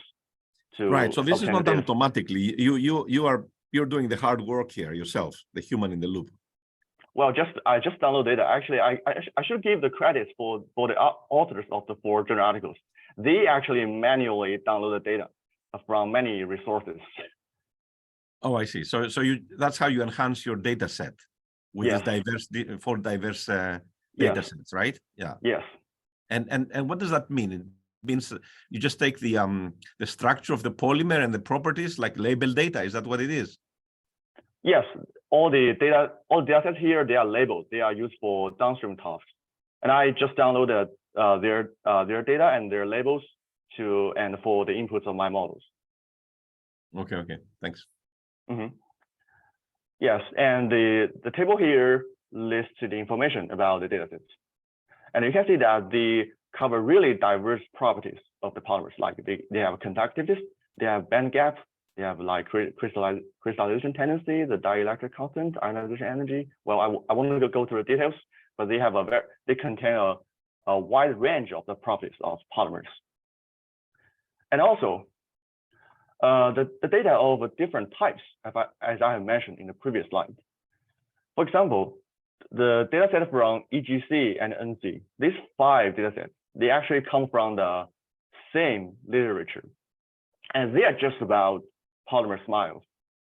And the input is no more than polymer smiles. So it's very simple to deal with them. However, for these 3 data sets, they are not just only about polymer smiles. They are about polymer-based materials. So besides polymer smiles, the input will be also some descriptors of the polymer materials, like the temperature of measurement or the descriptors like the polymerization degree of the polymers. So these datasets provide a very challenging and comprehensive benchmark to evaluate the performance of TransPolymer. And also, I want to mention 2 other challenges of the datasets I collected. For example, the first challenge is the sparse data. It's easy to notice that these datasets, especially this one, it only contains like 271 data entries in the dataset. However, large language models are very data greedy, and it could be very difficult to train the transformer on small data sets, right? So this could be a problem. And also the complex and noisy data. I mean, for this data set, PE1 data, it has like 9,000 data entries, much more than the other one, right? But for this data set, it contains the polymers of multiple types. I mean, for each data entry, it describes a system, like the polymers, copolymers, or even it contains some components of the organic, like ionic liquid or inorganic additives. And actually, the example I shown in previous slides, this example is a simplified one from this P1 dataset. And for example, for the EGC dataset, it's very simple one. It's just about the polymer smiles over here. But for the data entry, for the polymer sequences from this P1 dataset, it can be even more complicated than this.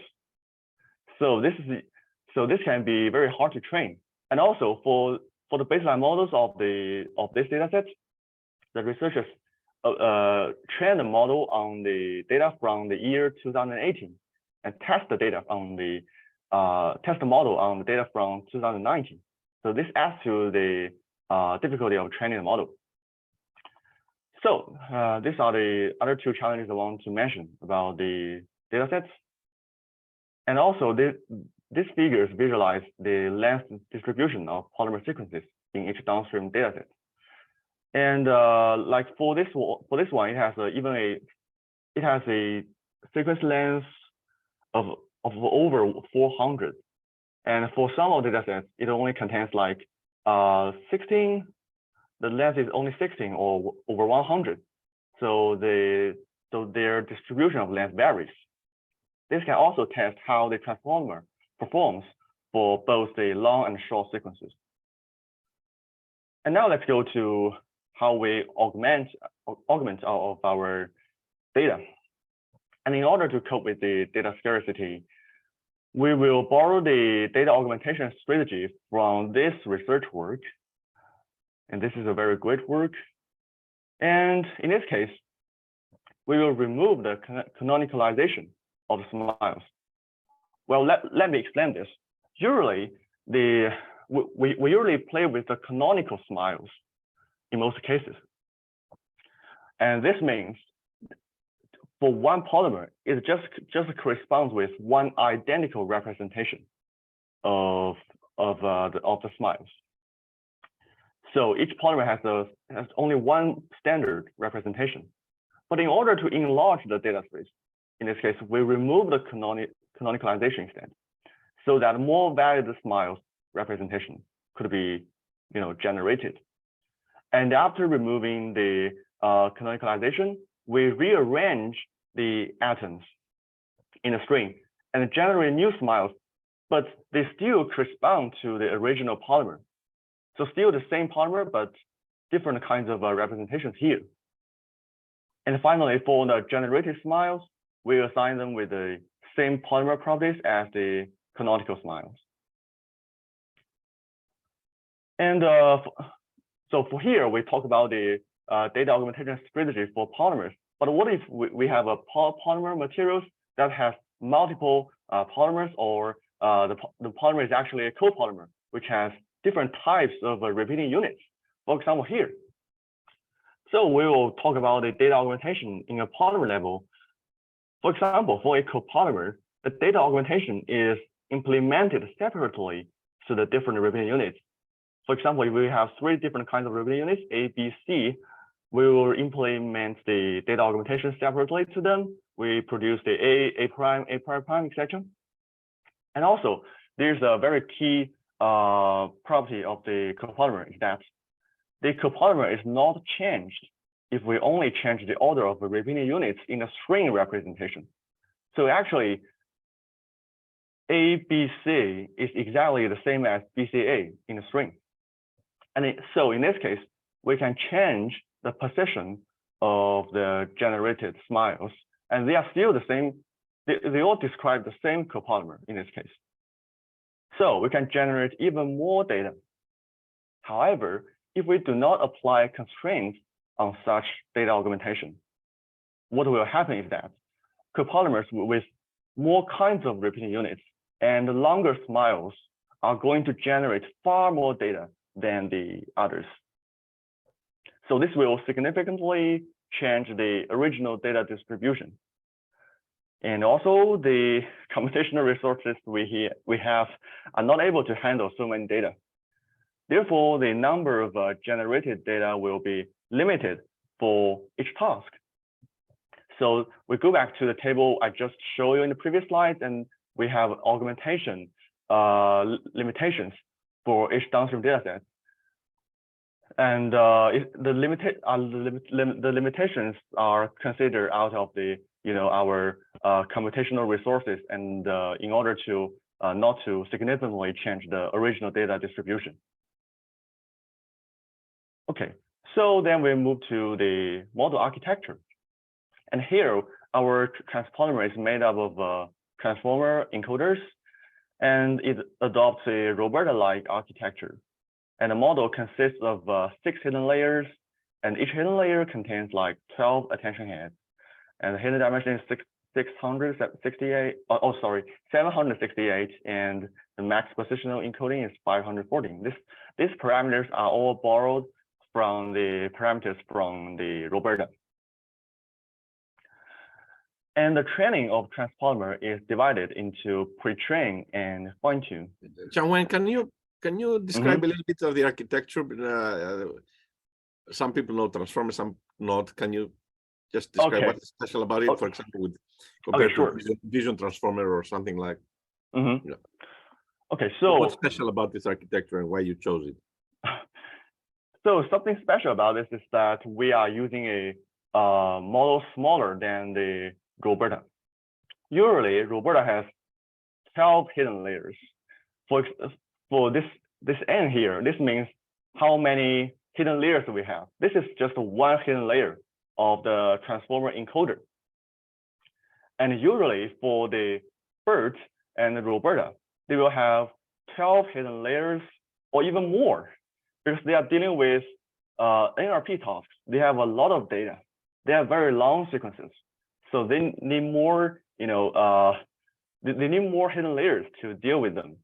But for some work like the Camberta and Smiles BERT, which I have mentioned before, they reported that with smaller models, like if you have fewer hidden layers or fewer attention heads than the Roberta base, we are still able to generate comparable performance with when you compare with that you adopt a Roberta based architecture, and this can cost you less time to compute, and this costs you less memory to deal with the model. So this is why I reduce the hidden layers compared with the Roberta based architecture. And I think this is the major difference between the Roberta base, which we usually use in NLP tasks. So is there any more that you expect to explain about this model architecture? It's fine. It's fine. Okay. So let's talk about how we train the TransPolymer model. Like what I have mentioned before, we divide the training into pre-train and fine-tune. And first, the model is pre-trained with masked language model using the unlabeled polymer sequences from the pre-trained dataset. And then the pre-trained transpolymer is fine-tuned with labeled sequences from downstream datasets for the property prediction. The figure on the left illustrates the pre-training stage, and the masked language model is implemented for the pre-training phase, where like about 15% of tokens of a sequence are chosen for possible replacement. And the objective of the pre-training is to predict the masked tokens by learning from the context. And on the right side is the fine-tuning stage. And here we use the pre-trained transpolymer. And the last hidden vector corresponding to the special token S at the start of each sequence will be fed to the regressor head for the prediction. And the baseline models we use for comparison are listed in this slide. Most of the baseline models, they are used in the original literature, so we just adopt them. And also we develop LSTM and unpre-trained transpolymer, which is trained purely via supervised learning as baseline models. And a table here summarizes the improvement of pre-trained transpolymer over the previous best baseline models for each dataset, as well as the unpre-trained transpolymer. Here you notice that there is an NA here, and that is because the R-square of the best baseline model for this dataset in the literature is 0. So we cannot compute a improvement, but this is actually a huge improvement over at here. And the pre-trained transpolymer has outperformed, all the other models on the all 8 datasets, further providing the evidence for the generalization of transpolymer. You notice here the pre-trained transpolymer exhibits an average decrease of evaluation RMC of like 8.94% and increase of evaluation R-square by 53.1% compared with the best baseline models. And the two values become 19.9% and 43.2% respectively when it comes to comparison with unpre-trained TransPolymer. So the pre-trained TransPolymer could hopefully be a universal pre-trained model for polymer property prediction tasks and apply to other tasks by fine-tuning. Besides, TransPolymer equipped with mask language model pre-training technique shows significant advantages over other models in dealing with the complicated polymer systems. So you still remember that the P1 dataset, the first one, this is contains actually a very complex polymer sequences, right? They contain not only just one polymer smiles, but also multiple components. And for each component, they have the polymer smiles and also other descriptors of this polymer. So the model is actually very to train on this data set. But also you can, but not also, but this actually our model achieved the most significant improvements on this task. So that is why we why I would say that we can infer that the TransPolymer is better at learning features out of the noisy data and giving a very robust performance. And also we want to check the effectiveness of data augmentation on the model performance. And so here we are comparing the results of the pre-trained TransPolymer, with and without data augmentation. And we compare the two results with the best baseline models of each task. And we can see that for most of the tasks, the TransPolymer model could improve the best baseline models even without data augmentation. And if we do apply the data augmentation, this kind of improvement would be even more significant. So this demonstrates both the effectiveness of the TransPolymer model and the data augmentation strategy. Now we can also notice here for the PE2 datasets, if we do not apply data augmentation, the performance would be not comparable with the best baseline models. I think that is because this dataset is too small. It only contains like 271 data entries. So the TransPolymer fails to surpass the best baseline model without data augmentation. And this trend makes sense actually, because we have talked that the TransPolymer-based models are very data greedy, so they cannot perform well on such a small data set. So it's really necessary to apply the data augmentation strategy. And also for this data set again, the data augmentation could most significantly improve the model performance compared with other tasks. And I think that is because the P1 dataset has very complex datasets, and we can exchange the positions of repeating units in their polymer sequences to get more data, and this can definitely help to generalize the model performance. So therefore, we can conclude that the data augmentation can further enhance model performance of TransPolymer. And the performance here, the performance of our TransPolymer is listed in this slide. And the figure here, they are about the scatter plots of the ground truth vs predicted values by pre-trained TransPolymer for all the 8 downstream datasets. And also we include the evaluation R-square here. And we want to check the effects of pre-training. Actually, the effects of pre-training could be further demonstrated by the chemical space taken up by the polymer smiles from the pre-training and downstream datasets visualized by the t-SNE.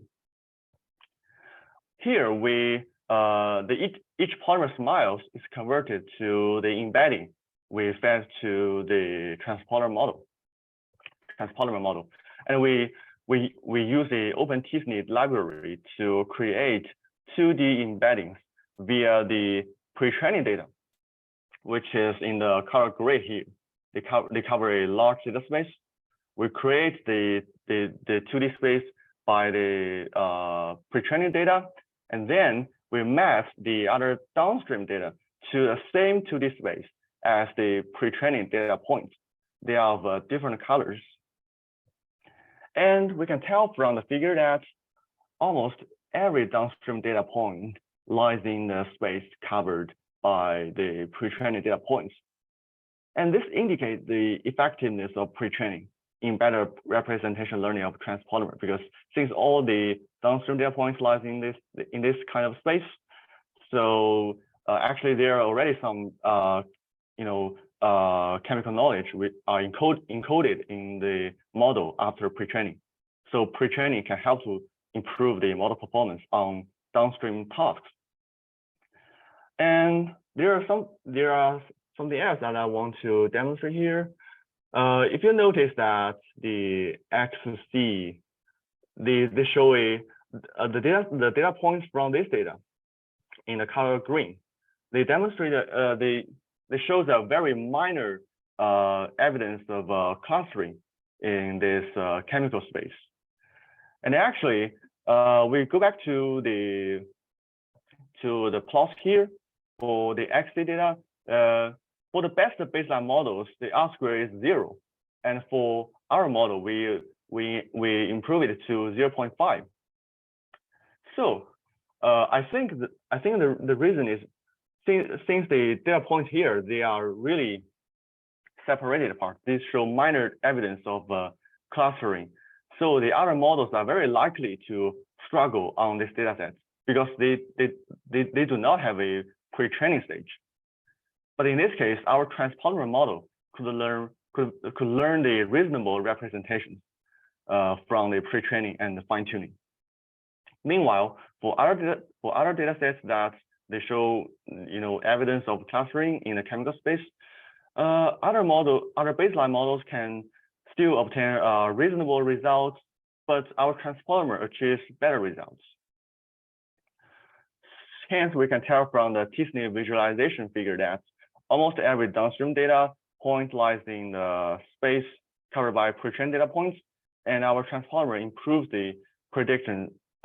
our prediction results the most when data points show minor clustering in the chemical space. So up to now, we have demonstrated that TransPolymer significantly surpasses the baseline models, and our pre-training is actually of a great help to our downstream tasks. But we also want to investigate how to explain the prediction results. Whether we can find some intuitions on how the chemical structures influence the property. Structure-property relationship has long been the center of physical and chemical research.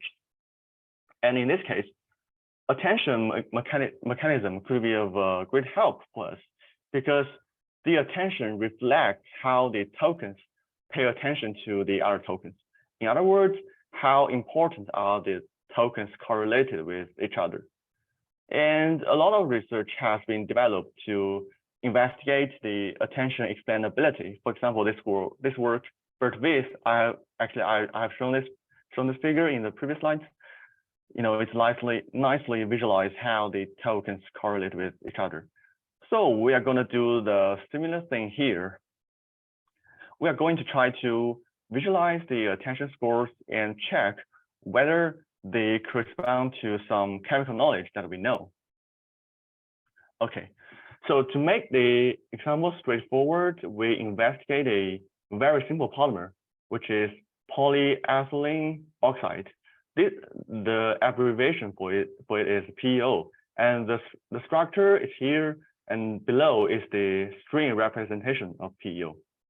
And actually, another reason why I use this as an example is it's a it's a very common polymer electrolyte in lithium-ion batteries and has long been studied.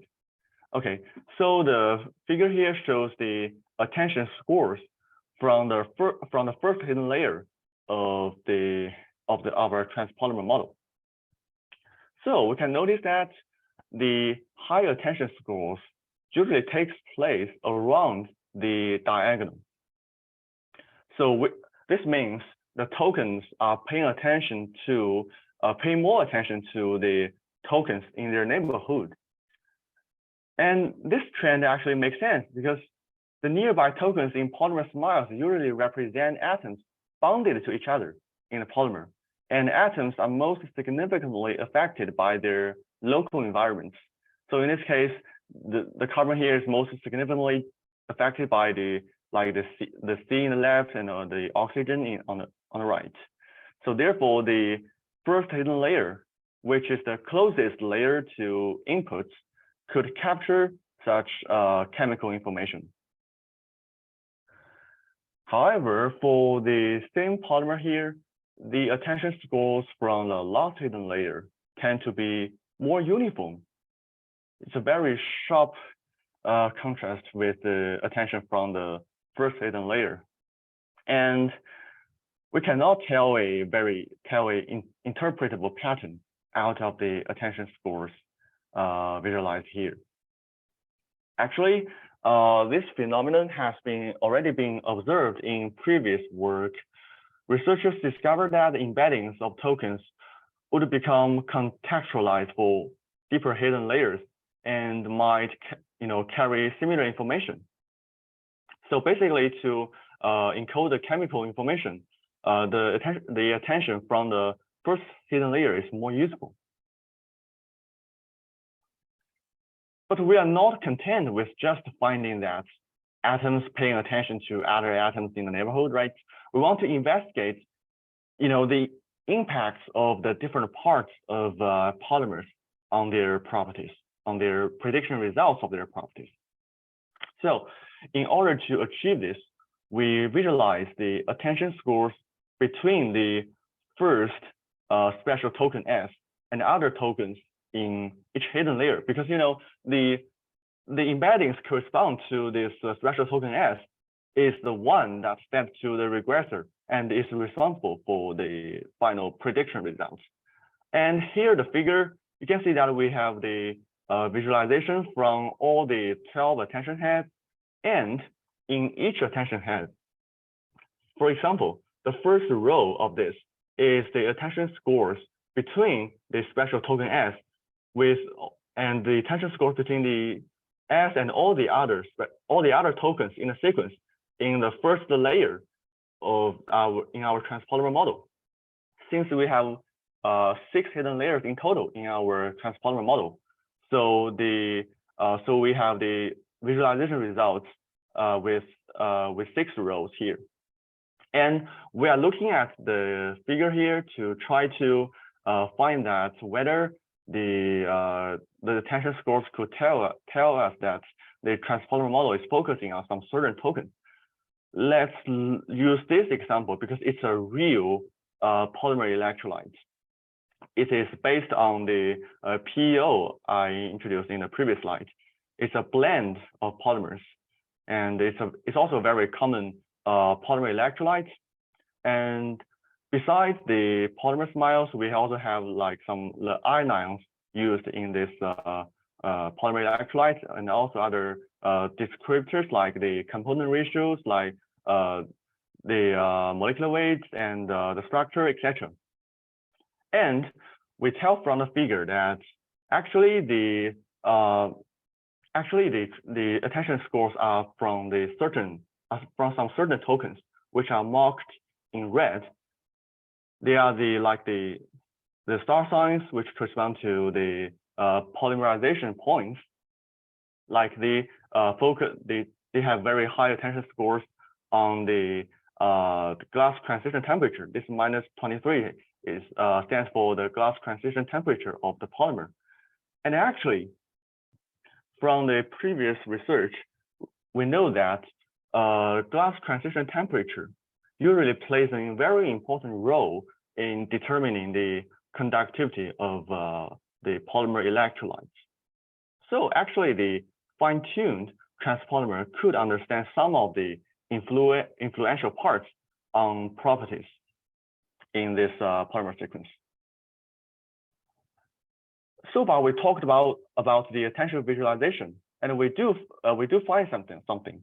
However, actually, the current attention visualization strategy has some limitations. The first is, as I have mentioned above, as we go deeper into the model, actually the embeddings become more uniform, which is illustrated by the figure on the left. So some researchers have proposed alternative strategies like attention rollout and attention flow to handle this problem.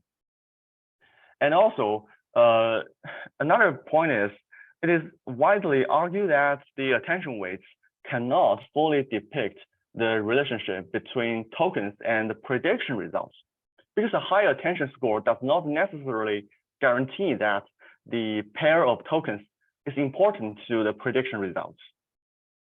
Because the attention scores are just the output from the softmax function.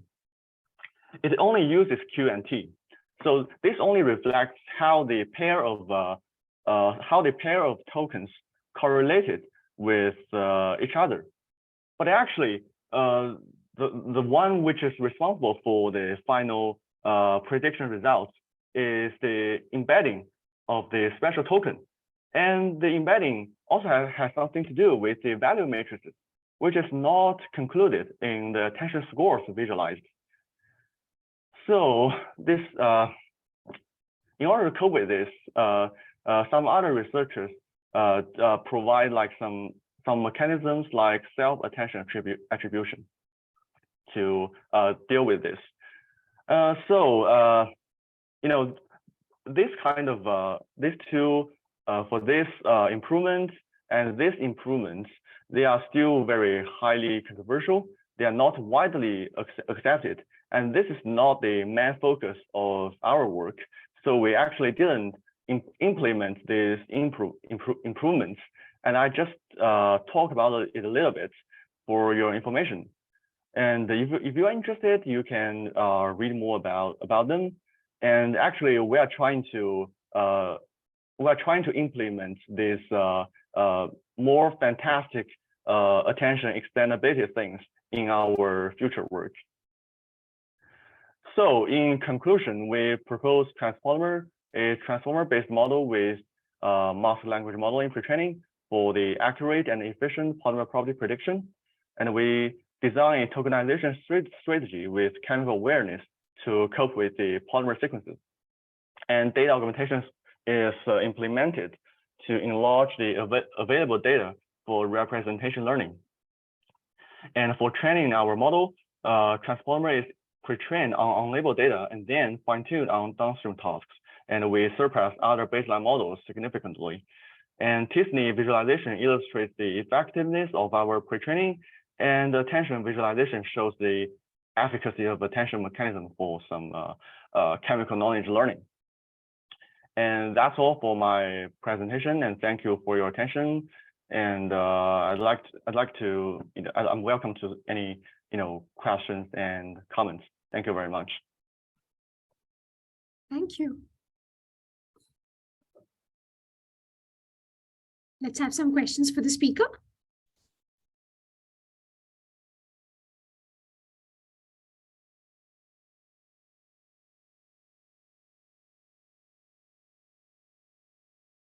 George, you're muted.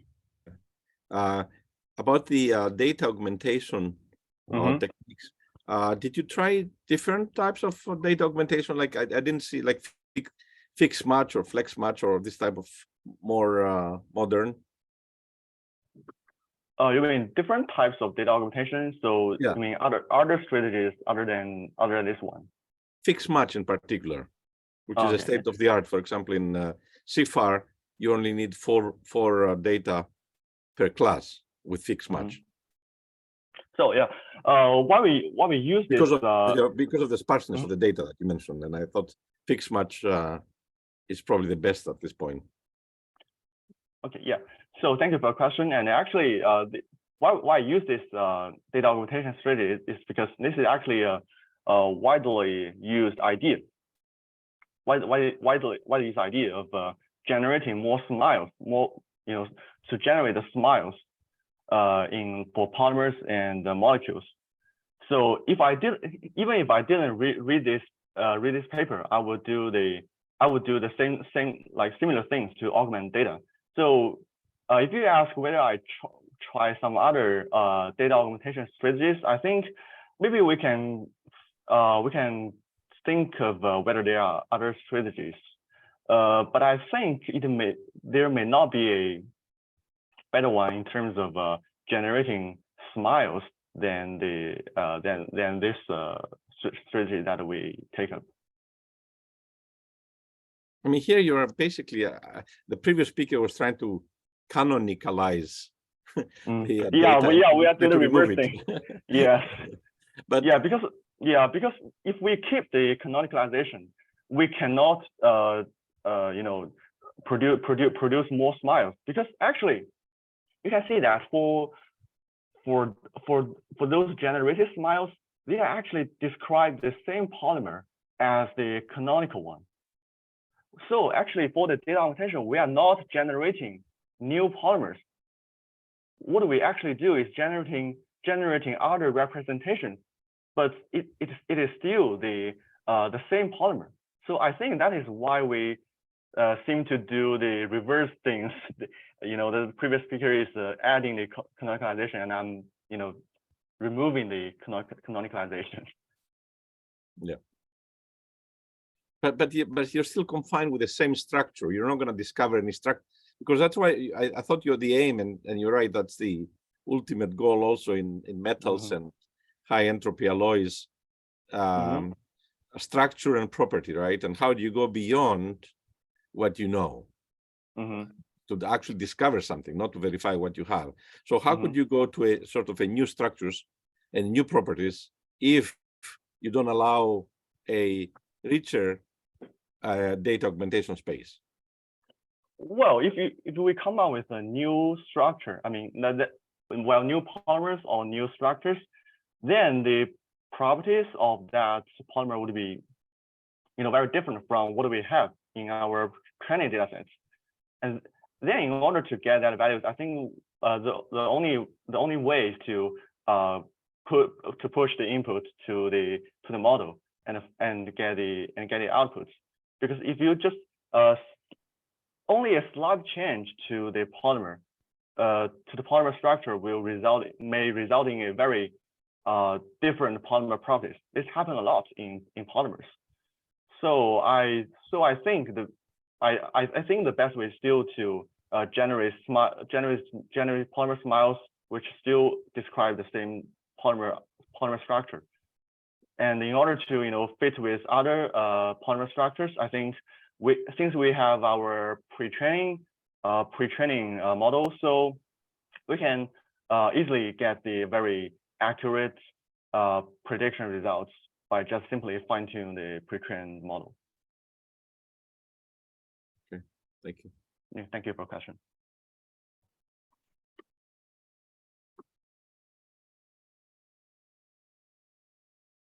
So if there are no more questions, thank you, Changwen, for tuning in today. Thank you. Maybe we'll request Raj to show us some diffusion model images. Yes, sure. So can you see my screen? Yes. Yeah, that's cool. So this all exercise was one Sunday project. So so this was based on this paper, that how to image caption to the character, how to map that. So it's based on diffusion process. So it's just in nutshell, because I'm still going through the technicality. So you take the input image and add the sequence of the noises, the Gaussian noises. So these are like T steps, and then you again try to recover the original image by training a neural network. So that is just very succinctly that what diffusion process is. So this is first Professor Carnegie. So this was, I think, very old photo. So I just captioned the professor in mathematics with glasses. So it's just what it came out as a pixel character. So, and this is much more funnier. So Professor Wilcox and Professor Carnegie, and that is their Disneyland in the background. So, Raj, this is Raj, how the label influence? So you have noise, and then you also have a caption, right? yes, I have a caption. Yes, yeah. How So how does the caption in the model? How does the caption come in? So one observation I have that it changes the background. Like suppose you say that for this image, I captioned that professor getting the award in a conference. So that is what it brought out. So, and that is like, if I change the name or something like in the cricket field or some football field, then it will background will change to the football field. So that is what I realized by changing the caption. So yeah, and if you add the noises more, then it will be completely different than the original image. So it will be completely off. So that is a whole, like how Raj, you how like, can you look at the necklace? Yeah, What that is happened? changed completely. How? Yes. What? So, How? yes, so that is what diffusion process is. It's a this learning is in latent domain. Maybe necklace looks like this in the latent domain like that. So that could be the one observation. So, That's insane. That's amazing. Wow. yeah. So this is the wife of Professor Kanedakis. So I think he mentioned that this was Toulouse in France. So behind that there is a Ferris wheel. So I think so that, and there is a town. But when I converted it, then behind that background became the Disneyland, like in Anaheim. So and then if I add more noise and change little bit to caption, like I wrote Cinderella here. So somehow that in the background it came up. So this is the one of the photos Professor sent me. So this was like it captured it very nicely. Most of the background figures you see that this images this captured very nicely. And again, the wristband you can see here. So it again looked like the same color what you saw there. So I think there's some sort of the encoding in the latent domain. I think so. It's my niece. Yeah. Oh, nice. Yeah. So this is Somdatta and Professor Kanedakis. I think it was a one day, like festival day, and I just wrote the professor and student, and this is What was the caption here? Professor and Indian that Indian girl or something like that. I wrote so with students. From that, I'm not responsible for it. You have got to go after Raj, okay? So see the background. You cannot decode the mathematical symbol. So if you see the background, so it was able to, like a low frequency feature like this curve, it was able to restore. But other than that, it was hard to, it was not able to, even I reduced the noise or whatever, all the parameters I played with, but this is what it. Raj, and my right hand, the bracelet is missing. So it didn't decipher that. Because I think the resolution is very small. So if you see in the original photo, it's not very apparent to identify those changes. So yeah. But here you see the curvature is more in the right hand, so that's the reason. Yes. So, yeah. It's wonderful. Yes. So this was the Halloween that so Ahmed and Adar and Kasha. So I don't know, like at the background, it was written Halloween, and what did it decode? I don't know which language is this one, but yeah. So, but I think the cupcake was converted in something different. I don't know what was this. So this. But yeah, this was very hard to convert. Other came out okay. Yeah, but yeah, this was very hard. Yeah. This image was very hard to create a diffusion map for this the pixel character, because I wrote Sultan, King, and Queen. So, but this is what I got. So this was the one of the variants. So it just got stretched out. So, and this is this was me and Professor Kanedakis. So this is came out like this way. What was the title here? A professor and student at barbecue. Okay, so I'm the student. I look like the student. You have a lot more hair in all your pictures. Yeah, I Yes. think he must have done something there to please me. No, no. Yeah, so, Keep going. yeah, so this is Mengia. So there I tested some noise level. So this is original. So here noise is more. And if I decrease noise, then it comes out little like very close to the original. And then again, I further played with it. So this was like the 10 to 15% noise, this one. So this is, and I think the Microsoft emblem converted to the Apple, I think. So this,